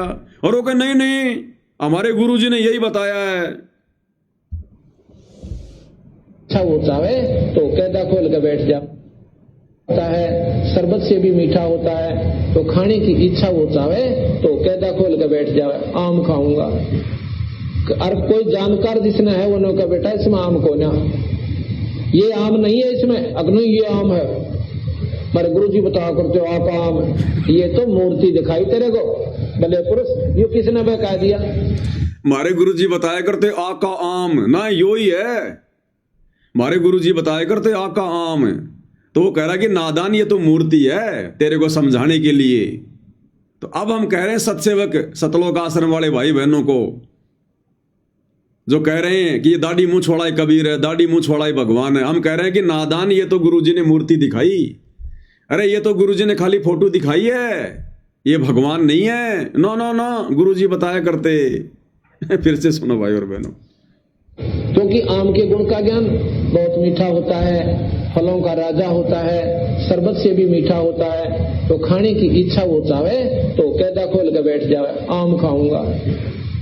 और कोई जानकार जिसने है वो कहा बेटा इसमें आम को ना, ये आम नहीं है इसमें, अग्नि ये आम है। मेरे गुरुजी बताया करते हो आपका आम, ये तो मूर्ति दिखाई तेरे को भले पुरुष, ये किसने बता दिया? आम तो मंडी में मिला है और जेब में 20 रुपये हो और जब मिला इस कैदे में आम नहीं है। इसी प्रकार पत्थर में परमात्मा, उस मंदिर में भगवान नहीं है, वहां उसका चित्र है। उसने 100 बार देख सकते हो और लाख बार देख सकते हो, आदर भी कर सकते हो, पर आत्म कल्याण को ना। जिस प्रकार आम खाने के लिए जेब में पैसे और मंडी में जाकर आम नाम से पुकारे, आपको पैसे के बदले में वो आम मिले। इसी प्रकार संतों के पास जाओ, अपने नाम ने दे और नाम की तुम कमाई करो, और उस धन के बदले में वो परमात्मा के जो गुण तुम गाया करते थे, सुना करते थे, वो आपको आभास हुआ और फिर वो परमात्मा के गुण आपके सामने खड़े हो जाए, आपने सुख मिले। तो भाई और बहनों, इस प्रकार से समझाने में गुरुदेव भगवान ने उदाहरण दे देकर कोई कमी नहीं छोड़ी, लेकिन संगत ने भी ना समझी करने में कोई कसर नहीं छोड़ी। अरे गुरुदेव ने तो केवल हमें दिखाया वो चित्र, वो फोटो, कि भाई ये कबीर है, कबीर है। अगर गुरुजी उस दाढ़ी मूछ वाली फोटो को ये ना कहे कि ये कबीर नहीं है, तो हमारे मन में सौ शंका। हम कहेंगे गुरुजी कबीर जी कैसा है, कबीर जी कैसा था। अब गुरुजी कितनों को बताए कि कबीर कैसा था, कबीर कैसा है। और गुरुजी कहते कि बेटा कबीर जी तो 650 साल पहले आए थे, उस समय ना कोई मोबाइल था, ना कोई कैमरा था, ना कोई वीडियो। बेटा उस समय तो हाथ से चित्र बनाए जाते थे। अब तुम्हें कैसे बताऊं कबीर जी कैसे थे। अच्छी बात करते हो गुरुजी, कबीर जी 600 साल पहले आए, आप कहते हो उसकी फोटो नहीं है। और देखो ये रामचंद्र जी लाखों साल पहले आए थे, देखो कितनी फोटो है उनकी। कृष्ण जी 5000 साल पहले आए, देखो कितनी फोटो है उनकी। और कबीर जी तो 650 साल पहले आए थे, उनकी फोटो नहीं है। तो हम गुरु का सिर खा जाते, हमारे मन में सौ शंका पैदा हो जाती, इसका मतलब कोई कबीर नहीं है। इसलिए गुरु ने हम ना समझ जीवों के सामने वो चित्र रख दिया कि बार बार मेरा सिर ना खाएं, और हमने अपनी बुद्धि विवेक का इस्तेमाल किया नहीं, सत्संगों के सार को समझा नहीं, गुरु के संकेतों को पहचाना नहीं, और नादान बालक की तरह हम वो कायदा खोल के बैठ गए, उस फोटो को पकड़ के बैठ गए दाढ़ी मूछ वाली को, कि नाना हमारे गुरु जी बताया करते यो ही आम है। अब गुरु जी कहते हैं आम तो भाई मंडी में मिलेगा, जेब में डाल 20 रुपए, पहले कर मजदूरी, भक्ति कर, साधना कर, फिर तुझे परमात्मा का ज्ञान होगा, फिर तुझे परमात्मा मिलेगा। तो भाई और बहनों, वो परमात्मा आप और हम सत्सेवक भाई बहनों को मिला है। आश्रम वाले भाई बहनों को मिलकर भी नहीं मिला, और आप और हमें वो परमात्मा मिला है। तो ये भाई और बहनों बड़ा सौभाग्य है, ये हर आत्माओं को प्राप्त नहीं होता है। और आत्माएं आन उपासना करने में बिल्कुल भी पीछे नहीं हट रही हैं। यानी जब तक हम अपने गुरु को परमात्मा के रूप में ना पहचान कर, चाहे हम कुछ भी कर रहे हैं, उन्हीं के मंत्र जाप कर रहे हैं, उन्हीं की आरती कर रहे हैं, फिर भी हम परमात्मा से कोसों दूर बैठे हैं, कोसों दूर। एक सत्संग में क्या कह रहे हैं परमात्मा, अथ चाणक्य का अंग है आदरणीय गरीबदास जी महाराज जी की वाणियों में, अथ चाणक्य का अंग। ब्रह्म को छाड़ के पूज। अब इसमें क्या ज्ञान दे रहे हैं परमात्मा, क्या क्या कह रहे हैं गुरुदेव भगवान। गरीब पार ब्रह्म को छोड़कर पूजय आन अनीत। पार ब्रह्म यानी कबीर भगवान, सबसे ऊपर वाला परमात्मा, कहते हैं उसको छोड़कर, उसको ना पहचान कर, जो पूजय आन अनीत यानी अन्य किसी की पूजा करता है, और चेतन सेती ओलने जड़ सेती हैं प्रीत। चेतन सेती ओलने, चेतन यानी जो वर्तमान में प्रकट है, जिंदा है, हमसे बातें करता है, हमारी बातें सुनता है, हमें भक्ति दे रहा है, आशीर्वाद दे रहा है, जो प्रकट है उसको कहते हैं चेतन। तो गुरुदेव कहते हैं चेतन सेती ओलने, ओलने यानी उससे पीठ किए बैठे हो, उससे अपना मुंह फेरे बैठे हो। चेतन सेती ओलने और जड़ सेती है प्रीत, और जड़ के साथ में तुमने प्रेम लगा रखा है। जड़ यानी फोटो, मूर्ति, जैसे दाढ़ी मूछ वाली कबीर जी की समझे जाने वाली वो मुर्दा फोटो, जड़ है वो, जो ना चलती, ना बोलती, ना बातें करती, ना उपदेश देती, ना ज्ञान सुनाती, ना आशीर्वाद देती। तो परमात्मा इस गंदे लोक की रीत बता रहे हैं कि पार ब्रह्म को छोड़कर पूजे आन अनीत। तो पार ब्रह्म तो सतगुरु रामपाल जी परमेश्वर हैं, चेतन परमात्मा, लेकिन ये नादान संगत पूजे आन अनीत। और चेतन सेती ओलने जड़ सेती हैं प्रीत। चेतन परमात्मा को तो अपना गुरु मान लिया, एक संत मान लिया, मां के गर्भ से जन्म लेकर आया हुआ एक जीव मान लिया। चेतन से तो ओलने और जड़ सेती है प्रीत, और मुर्दा फोटो को भगवान मान के उसके साथ में प्रेम लगा के बैठे हैं। गरीब पाहन सेती प्रीतड़ी और चेतन सेती दोष। पाहन सेती प्रीतड़ी, पाहन यानी पत्थर, क्योंकि जिस समय ये वाणियां लिखी गई थी उस समय ये कागज वागज पे फोटोएं नहीं होती थी। उस समय केवल मूर्तियां बनाई जाती थी मिट्टी से या फिर पत्थरों से। तो कहते पाहन सेती प्रीतड़ी यानी पत्थर के साथ तो तुम प्रेम लगा रहे हो, प्यार कर रहे हो, भगवान मान रहे हो। और चेतन सेती दोष, क्योंकि गरीबदास जी लोगों को ज्ञान दिया करते थे, तो गरीबदास जी में तो लोग सौ प्रकार के दोष देखा करते थे कि ये काहे का भगवान है, ये काहे का महात्मा है, हमारे गांव का छोरी का छोरा है, बावड़िया, गरीबू, ये काहे का परमात्मा है। तो गरीबदास जी कहते थे कि नादानो, मेरे साथ तो तुम लोग दोष कर रहे हो, मेरे में तो सौ तुम अवगुण देख रहे हो कि ये धोती कुर्ते वाला कहाँ से भगवान हो गया, कहाँ से ज्ञानी हो गया। और जा जा के उन पहाड़ों पे मंदिरों में पाहन से प्रीतड़ी पत्थरों के साथ तुम लगाव कर रहे हो। वो स्थिति वर्तमान में संगत की हो गई है। आज वर्तमान में संगत उस कागज की मुर्दा फोटो, कबीर जी की समझे जाने वाली फोटो को तो भगवान मान के उसको प्रकट दिवस मना रही है, उसको भोग लगा रही है। अभी इन आश्रमों में भी 6, 7, 8 तारीख का ये अवतरण दिवस मनाया जा रहा है। इनको इतनी भी सद्बुद्धि नहीं है कि नालायको, तुम अवतरण दिवस तो मना रहे हो अपने गुरु का और भोग लगा रहे हैं उस दाढ़ी मूंछ वाली नकली कबीर की फोटो को। तो गरीबदास जी की वाणियां इन लोगों पर फिट हो रही हैं कि पाहन सेती प्रीतड़ी और चेतन सेती दोष, कि अपने गुरु को मानुष मानकर तुम उसमें दोष देख रहे हो। यानी गुरु को मानुष मानना, गुरु में दोष देखना, कि गुरु भगवान नहीं है, गुरु परमात्मा नहीं है। और पाहन सेती प्रीतड़ी और कागज के टुकड़े के साथ में तुम प्रेम लगा के बैठे हो। दो जग धारा जाएंगे कदी न पावे मोख, कहते हैं वो तो नरक में जाएंगे, दो जग धारा में बहेंगे, नरक की धारा में बहेंगे, कदे न पावे मोख। वो आत्मा कभी भी मोक्ष प्राप्त नहीं कर सकती जो अपने गुरु को मानुष और एक मुर्दा निर्जीव फोटो को परमात्मा मानती है। गरीब पत्थर परमेश्वर कहे, यो जग अंधा बोर। गरीब पत्थर को परमेश्वर कहे, पत्थर को, फोटो को, मूर्ति को कहते हैं ये परमात्मा कह रहे हैं, परमेश्वर कह रहे हैं। जैसे सतलोक आश्रम वाले भाई बहन जून के महीने में उस पत्थर को, उस कागज के टुकड़े को परमेश्वर मानकर भोग लगा रहे हैं, पूज रहे हैं, कबीर प्रकट दिवस मना रहे हैं। यो जग अंधा बोर, ये सारा संसार अंधा है, बावड़ा है, निपट अंधा है ये। और साहिब पर सेवा नहीं, पहुंचेंगे किस ठोर। और जो असली साहिब है, असली मालिक है, असली कबीर है, परमेश्वर रामपाल जी कहते हैं उसकी तो इनसे पूजा नहीं होती, उनकी सेवा नहीं होती, उनकी पूजा नहीं करते ये। यानी ये अपने गुरु को, परमेश्वर रामपाल जी को भोग नहीं लगाते, उनकी आरती नहीं उतारते, उनको परमात्मा नहीं मानते। तो साहिब पे सेवा नहीं, वो पहुंचेंगे किस ठोर, कहां जाएंगे वो, कहां उनको स्थान होगा, कोई ठोर ठिकाना नहीं होगा, दोजख में जाएंगे। गरीब पत्थर को परमेश्वर कहे, बड़ा अंदेशा मोही, कि ये नादान दुनिया वाले जिंदा गुरु को परमात्मा ना मानकर, ना पहचान कर, और पत्थर को परमात्मा कह रहे हैं, एक फोटो को भगवान कह रहे हैं। कहते हैं पहुंचेंगे किस ठोर।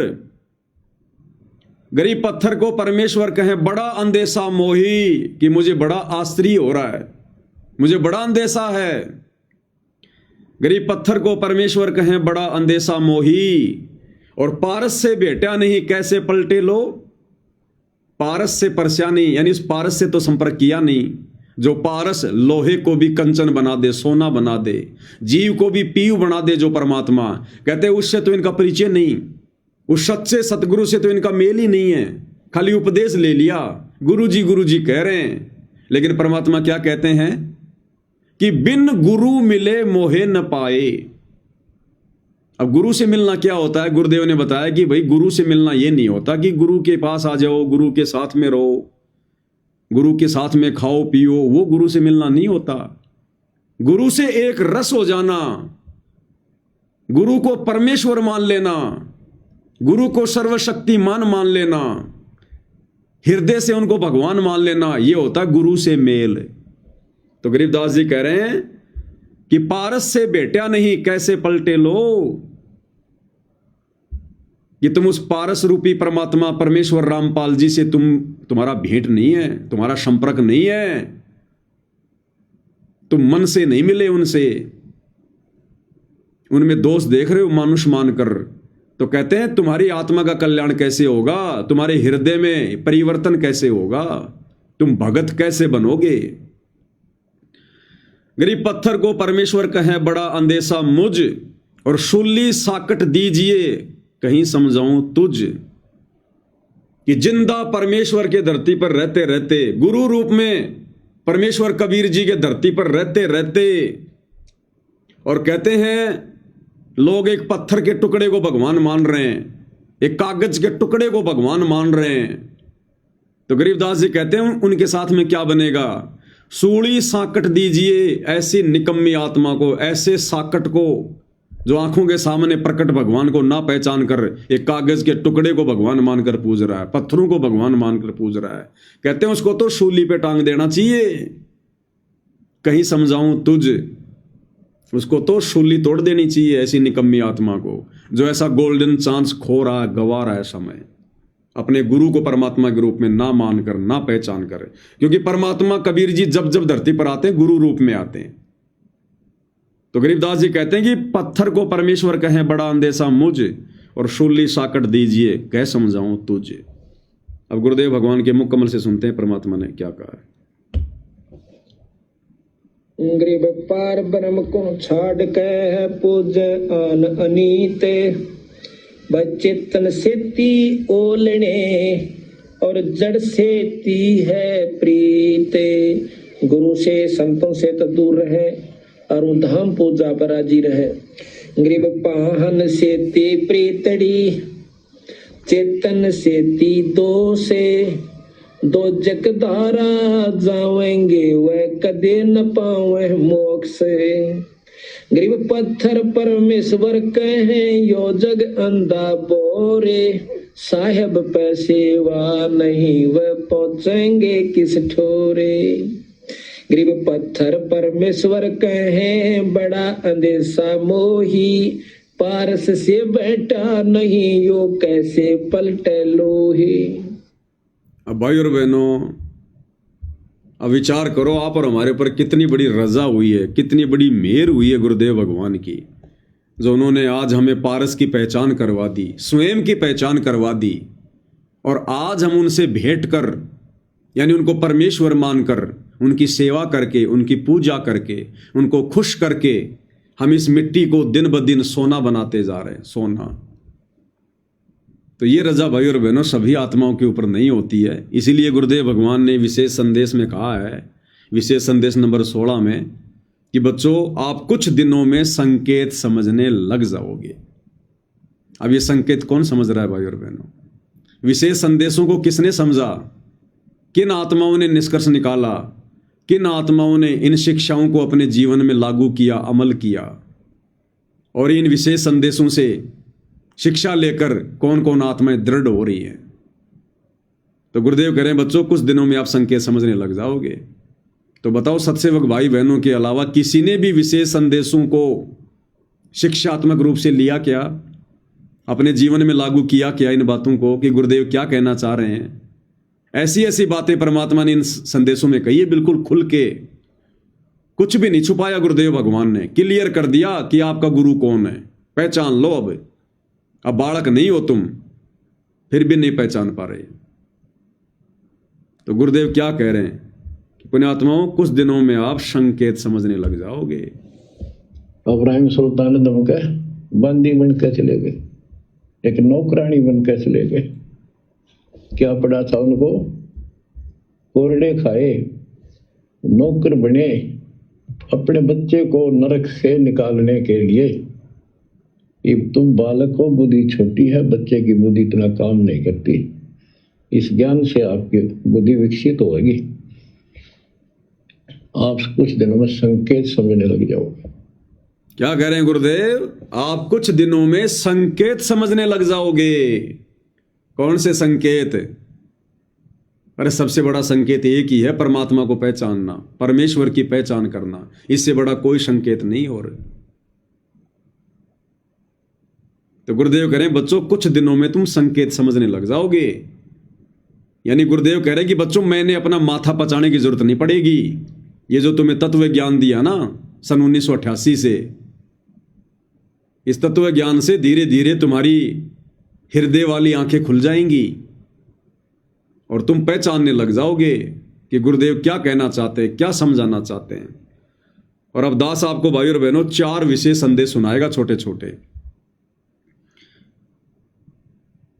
क्योंकि जो समझदार आत्मा थी वो तो समझ गई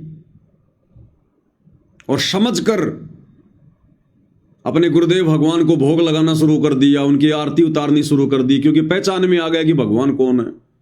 और जिस परमात्मा के लिए हम सतयुग से भटक रहे थे, जन्म जन्मांतरों से भटक रहे थे, आज वो भगवान हमारे सामने आ गया, हमारे गुरु के रूप में आ गया। फिर कौन पीछे रहेगा, कौन मनहूस होगा फिर, जो कागज के टुकड़ों को पूजेगा अपने गुरु को छोड़कर, दुनिया के बोध दिवस मनाएगा, दुनिया के प्रगट दिवस मनाएगा, अपने गुरु के सतगुरु प्रगट दिवस को छोड़कर। तो परमेश्वर की जो नेक आत्माएं हैं, सतसेवक भाई बहन, उन्होंने पहचाना, और उन आश्रम वालों के लिए परमात्मा ने फिर भी खुल के बताया, लेकिन फिर भी भाई और बहनों वो नहीं समझ पाए। अगर समझ पाते तो भाई और बहनों, ये जून के महीने में फिर दाढ़ी मूंछ वाले कबीर को भगवान मानकर प्रगट दिवस नहीं मनाते, फिर ये अपने घरों पर दाढ़ी मूंछ वाले नकली कबीर की फोटो नहीं लगाते, इनकी आंखें खुल जाती, तुरंत साथ संगति से जुड़ जाते कि आश्रमों में तो काल बैठा है, यहां तो 12वें पंथ की भक्ति है, इन लोगों के संपर्क में रहकर, आश्रम वालों की कुसंगति में रहकर मोक्ष प्राप्त नहीं कर सकते। लेकिन भाई और बहनों, आंखें नहीं खुल रही। तो परमेश्वर ने कितनी कोशिश की है, और क्या कह रहे हैं परमात्मा। ये विशेष संदेश है, विशेष संदेश नंबर 69। और गुरुदेव भगवान ने मजबूरन इतना ज्ञान देने के बाद भी, जब परमात्मा ने देखा कि सत्सेवकों के अलावा तुझे कोई नहीं पहचान रहा, तो गुरुदेव भगवान अंत में यह कह रहे हैं कि मैं कौन हूं, ये दास कौन है, तुम बालक हो, इसलिए तुम्हें बार बार पहचान करवाई जा रही है। क्या कह रहे हैं परमात्मा। साधो से तीमस करिए चोरा नाल खुशाल, मल अखाड़ा जीतेंगे ये युग युग के बाल। आप यही आत्मा हो, ऐसे गुजर कर आए हो। आप दास जो कह रहा है, ये समझ लो मैं कौन हूं, ये दास कौन है। आप बालक को इसलिए बार बार पहचान बतानी पड़ती है, फोटो मध्य कोई नहीं रहे जो अरबों में कोई गर्क। गुरुदेव कह रहे हैं आप बालक हो अभी, ये दास कौन है, मैं कौन हूं, तुम्हें बार बार पहचान करवाई जा रही है। कोट्यों मध्य कोई नहीं रहे झुमक रहा, अरबों में कोई एक सुनो रे झुमक रहा। अरबों में कहते हैं उन करोड़ों में तो कोई नहीं है, और अरबों में कोई एक है। यानी आज पूरे विश्व की जनसंख्या अरबों में है, 800 अरब, 8 अरब यह कितनी है। तो गुरुदेव कह रहे हैं कि अरबों में कोई एक, यानी पूरे विश्व में केवल तुम्हारा गुरु ही है एक, वो जो तुम्हारी आत्मा का कल्याण करवा सकता है, और आत्मा का कल्याण तो परमात्मा ही करवा सकता है। तो गुरुदेव कह रहे हैं तुम्हें पहचान करवाई जा रही है, लेकिन तुम नहीं समझ पा रहे। फिर एक सत्संग में गुरुदेव भगवान क्या कह रहे हैं कि पहले तुम तो समझो, फिर बाकियों को भी पहचान करवाएंगे। अब समझ लो मेरा बेटा बेटी हो, इसने बने बड़ा है ना, खोइयो मत ना। बढ़ना बड़ा कठिन है, खोना तो आसान है। और उस धड़ी की कृपा देखो, उस पर पिता की कितने नेक, कितनी प्यारी आत्मा वहां, कहां से अमृत पिला रहा आपको। अपने भगवान ने तुम तो पहचान लो, बाकियों को पहचान हम करावांगे, क्योंकि वो भी उसी के बच्चे। क्या कह रहे हैं गुरुदेव कि अपने भगवान को तुम तो पहचान लो, बाकियों को भी फिर पहचान करवाएंगे, क्योंकि वो भी परमात्मा के बच्चे हैं। तो भाई और बहनों, सत्सेवक भाई बहन तो विशेष संदेश आने से पहले समझ गए थे। सत्सेवक भाई बहन तो विशेष संदेश आने से पहले ही गुरु को परमात्मा मानकर भक्ति कर रहे हैं। ये विशेष संदेश आने से पहले ही हमने फोटो फाटुए फाड़ दी थी। हम कब से गुरुदेव भगवान को परमात्मा मान के भोग लगा रहे हैं। हमने कब से इन आश्रमों में जाना छोड़ दिया, कब से हमने वो दाढ़ी मूंछ वाले कबीर को परमात्मा मानना छोड़ दिया। तो हमारे लिए नहीं करे गुरुदेव, सत्सेवकों के लिए, इन आश्रम वालों के लिए कह रहे हैं कि तुम तो पहचान लो। यानी अभी तक तुम पहचान नहीं पाए कि भगवान कौन है। अब आश्रम वाले कहेंगे भाई हम क्यों नहीं पहचान पाए, कबीर भगवान है, कबीर भगवान है। अगर तुम पहचान गए होते उस कबीर को, तो आज गुरुजी ने हिसार जेल जाकर ये बात बोलने की जरूरत नहीं थी कि पहले तुम तो पहचान लो। तो क्या गुरुजी को भी नहीं पता क्या? लेकिन गुरुजी को पता है कि इन्होंने कबीर तो पहचान लिया, लेकिन दाढ़ी मूंछ वाले के रूप में।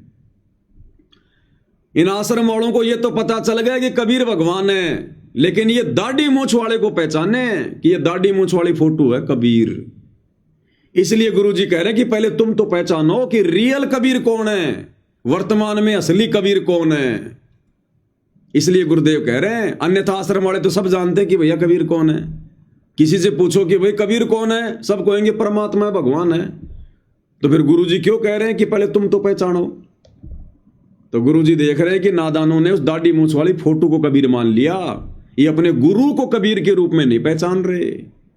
तो कह रहे पहले तुम तो पहचानो, फिर बाकी दुनिया वालों को भी पहचान करवाएंगे, क्योंकि वो भी परमात्मा के ही बच्चे हैं। फिर से सुनो, अब समझ लो मेरा बेटा बेटियों, इसने बने बढ़ाए ने खोइयो मत ना। बढ़ना बड़ा कठिन है, खोना तो आसान है।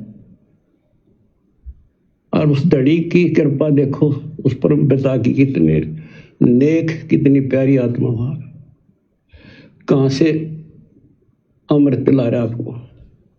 अपने भगवान ने तुम तो पहचान लो, बाकियों को पहचान हम करावांगे, क्योंकि वो भी उसी के बच्चे।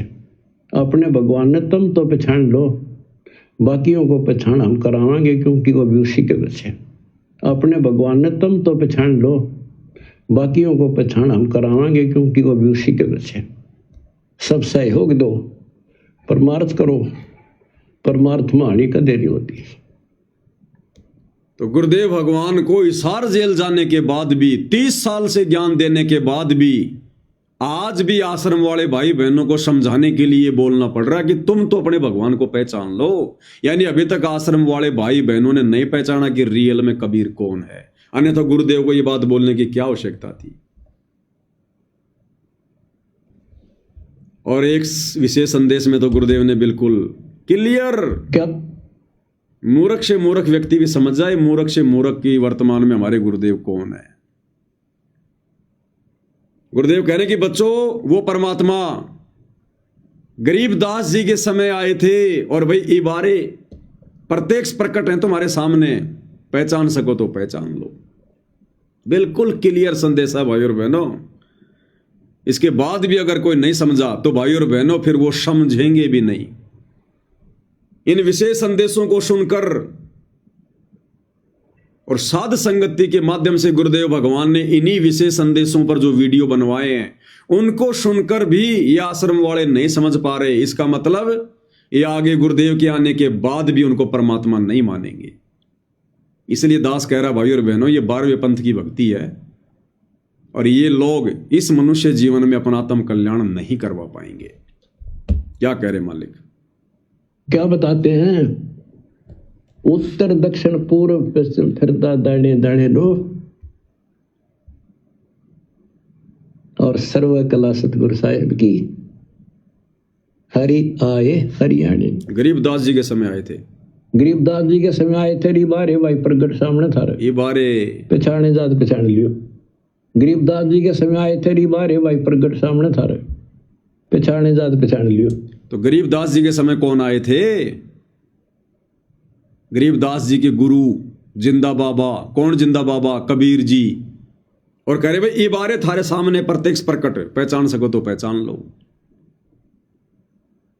अब बताओ, इससे ज्यादा क्लियर मैसेज और क्या देंगे गुरुदेव? अरे हम गधे थोड़ी हैं, फिर इंसान है ना।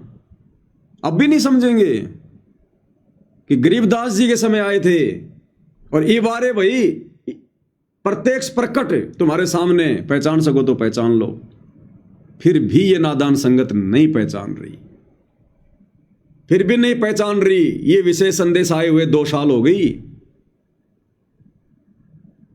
और इन दिनों जो इनका ये समागम चल रहा है इन सतलोक आश्रमों में, अवतरण दिवस मना रहे हैं अपने गुरु का, और भोग लगा रहे हैं दाढ़ी मूंछ वाले नकली कबीर को।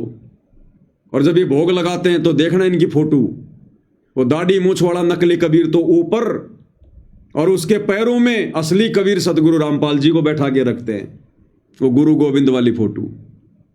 तो भाई और बहनों, ये बाद में भी नहीं समझेंगे। गरीबदास जी के समय आए थे। बारे भाई प्रगट सामने था, पहचाने जात पहचान लियो। इसीलिए परमात्मा ने फिर अंत में एक संदेश में कहा कि मैं तुम्हारा भगवान हूं, मुझे पहचान लो, नहीं तो यो खाओगा था ना काल। क्या कह रहे परमात्मा। और बच्चों तुम उस प्रोसेस से गुजर के आ चुके हो, इसने खराब ना करियो, फिर ना बढ़ाइयो दोता की इस टेंशन को। तो कैसे खड़े हो बाप सारी बालिक, कैसे रो रहे हो आगे, सब कुछ बता रहा और पाप आत्मा हम मानते नहीं, और ज्ञान भरा हमारे अंदर का पता नहीं, और विद्वान बन जाते हैं। मैं रोवत हूँ सृष्टि को, सृष्टि रोवत मोहे, गरीबदास इस वियोग को समझ सके ना को। मैं तुम्हें रो रहा हूं, मैं थारा भगवान हूं, मैं थारा पिता हूं। पहचान लो मैंने खाओगा तेरी दुरुक्ति कर रखी तुम्हारी आज चौधरी पका रहा क्या पंडित बन गया था, मैं कुत्ता बन गया तो छोड़ दिया। ओह मैं तुम्हें रो रहा हूं, मैं थारा भगवान हूं, मैं थारा पिता हूं। पहचान लो मैंने खाओगा तेरी दुरुक्ति कर रखी तुम्हारी आज चौधरी पका रहा क्या पंडित बन गया था, मैं कुत्ता बन गया तो छोड़ दिया। ओह मैं तुम्हें रो रहा हूं, मैं थारा भगवान हूं, मैं थारा पिता हूं। पहचान लो मैंने खाओगा तेरी दुरुक्ति कर रखी तुम्हारी आज चौधरी पका रहा क्या पंडित बन गया था, मैं कुत्ता बन गया तो छोड़ दिया। ओह और देखो कैसे ढंग से निकाल रहा के काल का विधान भी बना रहा है, मेरा वचन भी बना रहा है, मेरे बच्चे भी मेरी शरण में आ जाए तो निकालते। काल का विधान भी बना रहे, मेरा वचन भी बना रहे। कौन सा काल का विधान कि परमात्मा आप नीचे जाओगे, आप केवल अपना ज्ञान देना, जबरदस्ती किसी के साथ मत करना। तो गुरु जी संकेतों में अपनी जानकारी दे रहे हैं कि मेरा विधान भी बना रहे, मेरा वचन भी ना टूटे, और कह रहे मैं तुम्हारा भगवान हूं, मैं तुम्हारा परमात्मा हूं, तुम्हारा बाप हूं, पहचान लो मुझे, नहीं तो काल था ना खावेगा, थारी दुर्गति करेगा।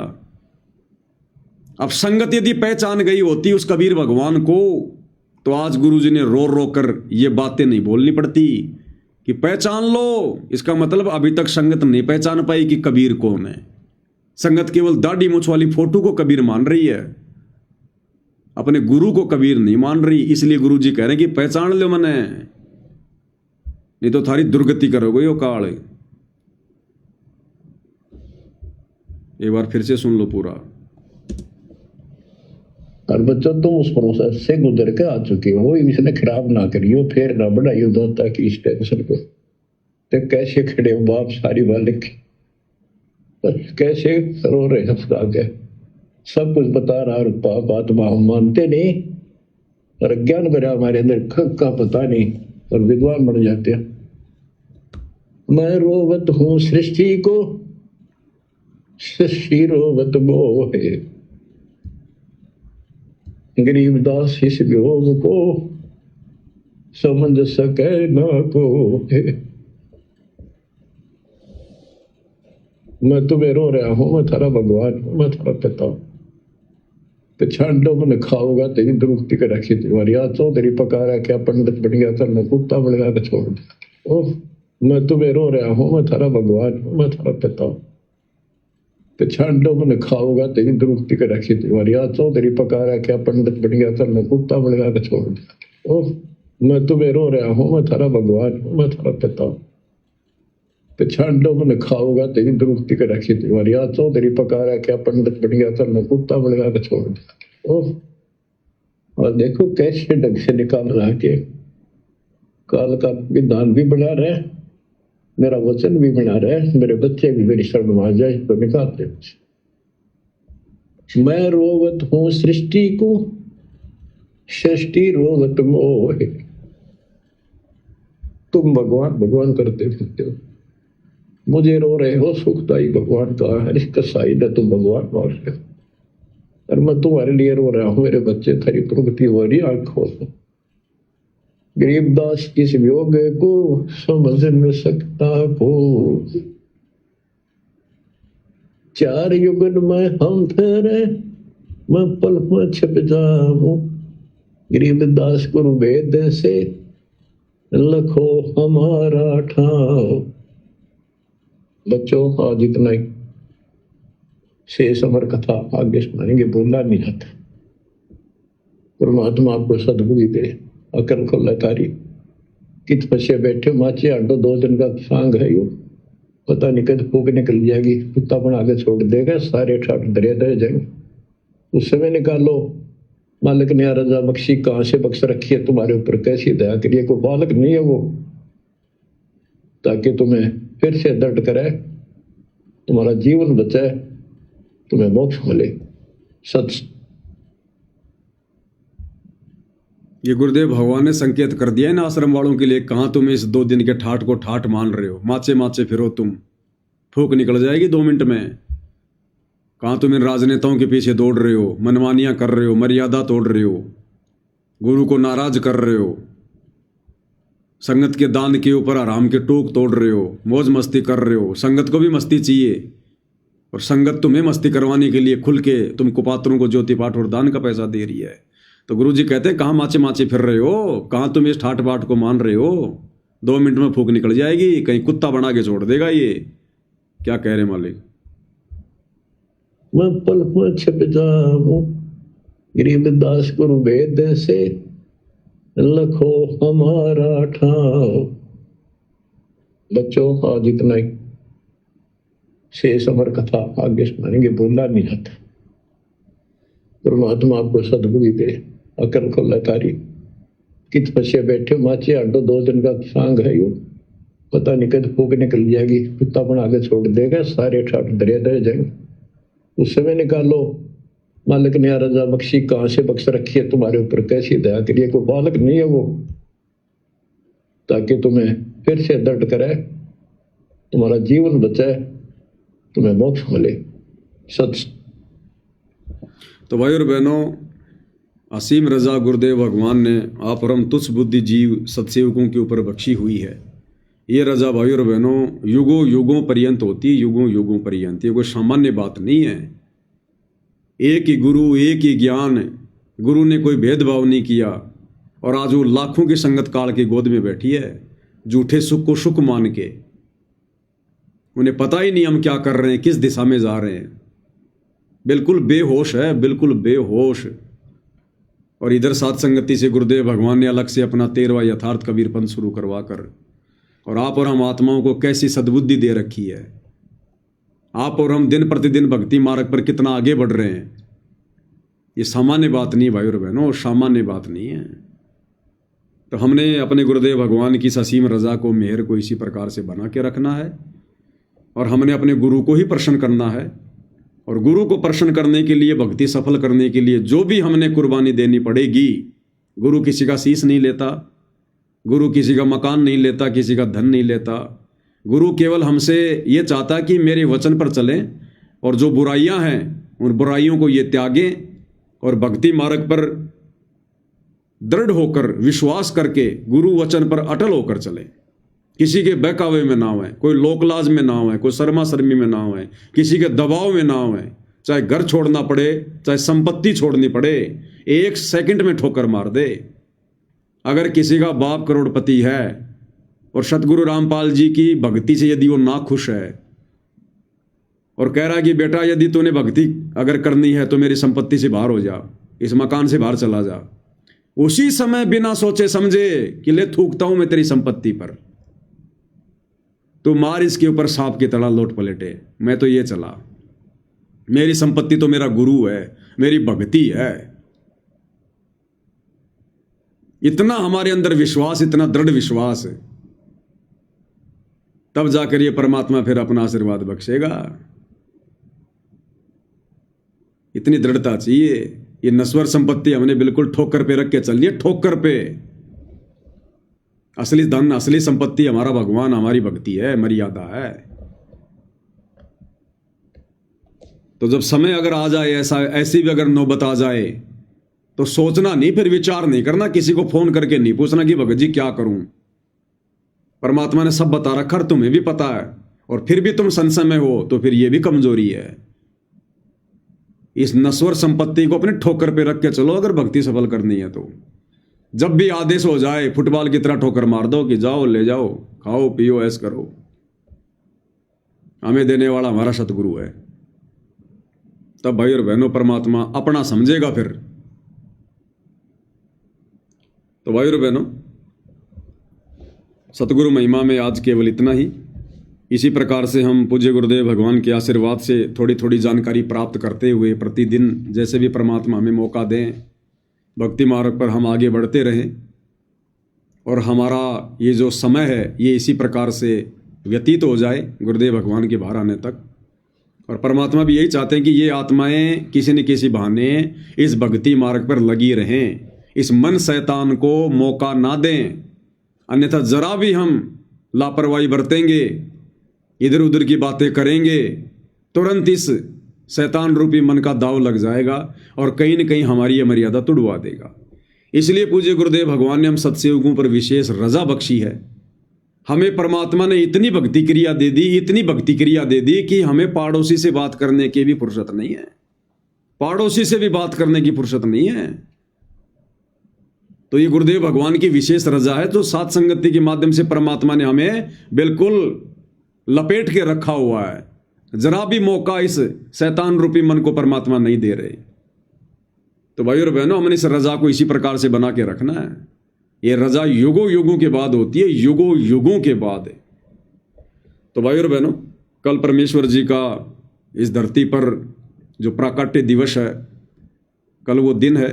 सभी भगत भाई बहन हर प्रकार से मर्यादाओं में रहकर सहज तरीके से, साधारण तरीके से केवल परमेश्वर को प्रसन्न करने की रजा करें, जो है आगे बढ़ें। और गुरुदेव भगवान से हम ये भी अर्ज करें, अरदास करें कि हे परमेश्वर, यदि आप उचित समझो तो आप तो सर्वशक्तिमान हो, दयालु हो। हे परमेश्वर, हम नीचों पर रहम करते हुए यदि आप उचित समझें तो परमेश्वर आप अपनी लीला को समेट कर हम नीचों के बीच में आने की दया कीजिए। परमात्मा, आपके बिना हमारा सब कुछ अधूरा है। परमेश्वर, हम जी जरूर रहे हैं लेकिन परमात्मा हमारा जी, हमारी जान हमारे अंदर नहीं है। आपके बिना बिल्कुल सूने सूने हैं, अधूरे हैं परमेश्वर। तो अपने मनी मन में या जैसा भी है, आप गुरुदेव भगवान से जरूर प्रार्थना करें कि परमेश्वर, आप तो कुछ भी कर सकते हो। परमात्मा, आप तो गागर में सागर भर सकते हो। परमात्मा, आप तो राई का पहाड़, पहाड़ से राई बना सकते हो। परमेश्वर, आपका सामर्थ्य, इसका कोई वारन पार नहीं है। ये परमेश्वर, हम आपसे प्रार्थना करते हैं। बाकी तो आपकी अपनी मौज है परमेश्वर, लेकिन हम नीच तो आपसे प्रार्थना ही कर सकते हैं कि परमेश्वर, आप जितना जल्दी हो सके हम नीचों के बीच में आने की, हमें साक्षात अपने दर्शन देने की परमेश्वर हमारे ऊपर रजा बख्शे। तो क्या पता भाइयों और बहनों, किस आत्मा की हृदय की सच्ची पुकार से परमात्मा प्रसन्न हो जाए और एक आत्मा की सच्ची पुकार के चलते लाखों का भला हो जाए। बाकी तो परमेश्वर ने जो समय निर्धारित करना, जो किया हुआ है, उसी समय आना है। लेकिन कहते हैं भगत के वश में है भगवान, भगत के वश में है भगवान। तो परमात्मा तो फिर राई का पहाड़, पहाड़ का राई कर सकता है। तो जो हमारे वश में है वो हम जरूर करें भाइयों और बहनों, परमेश्वर को प्रसन्न करने के लिए। तो आज की साथ संगति में केवल इतना ही। परमेश्वर हम सबको सद्बुद्धि दें, आशीर्वाद दें, हमारा मार्गदर्शन करें। बंदी छोड़ सतगुरु रामपाल जी परमेश्वर जी की जय हो।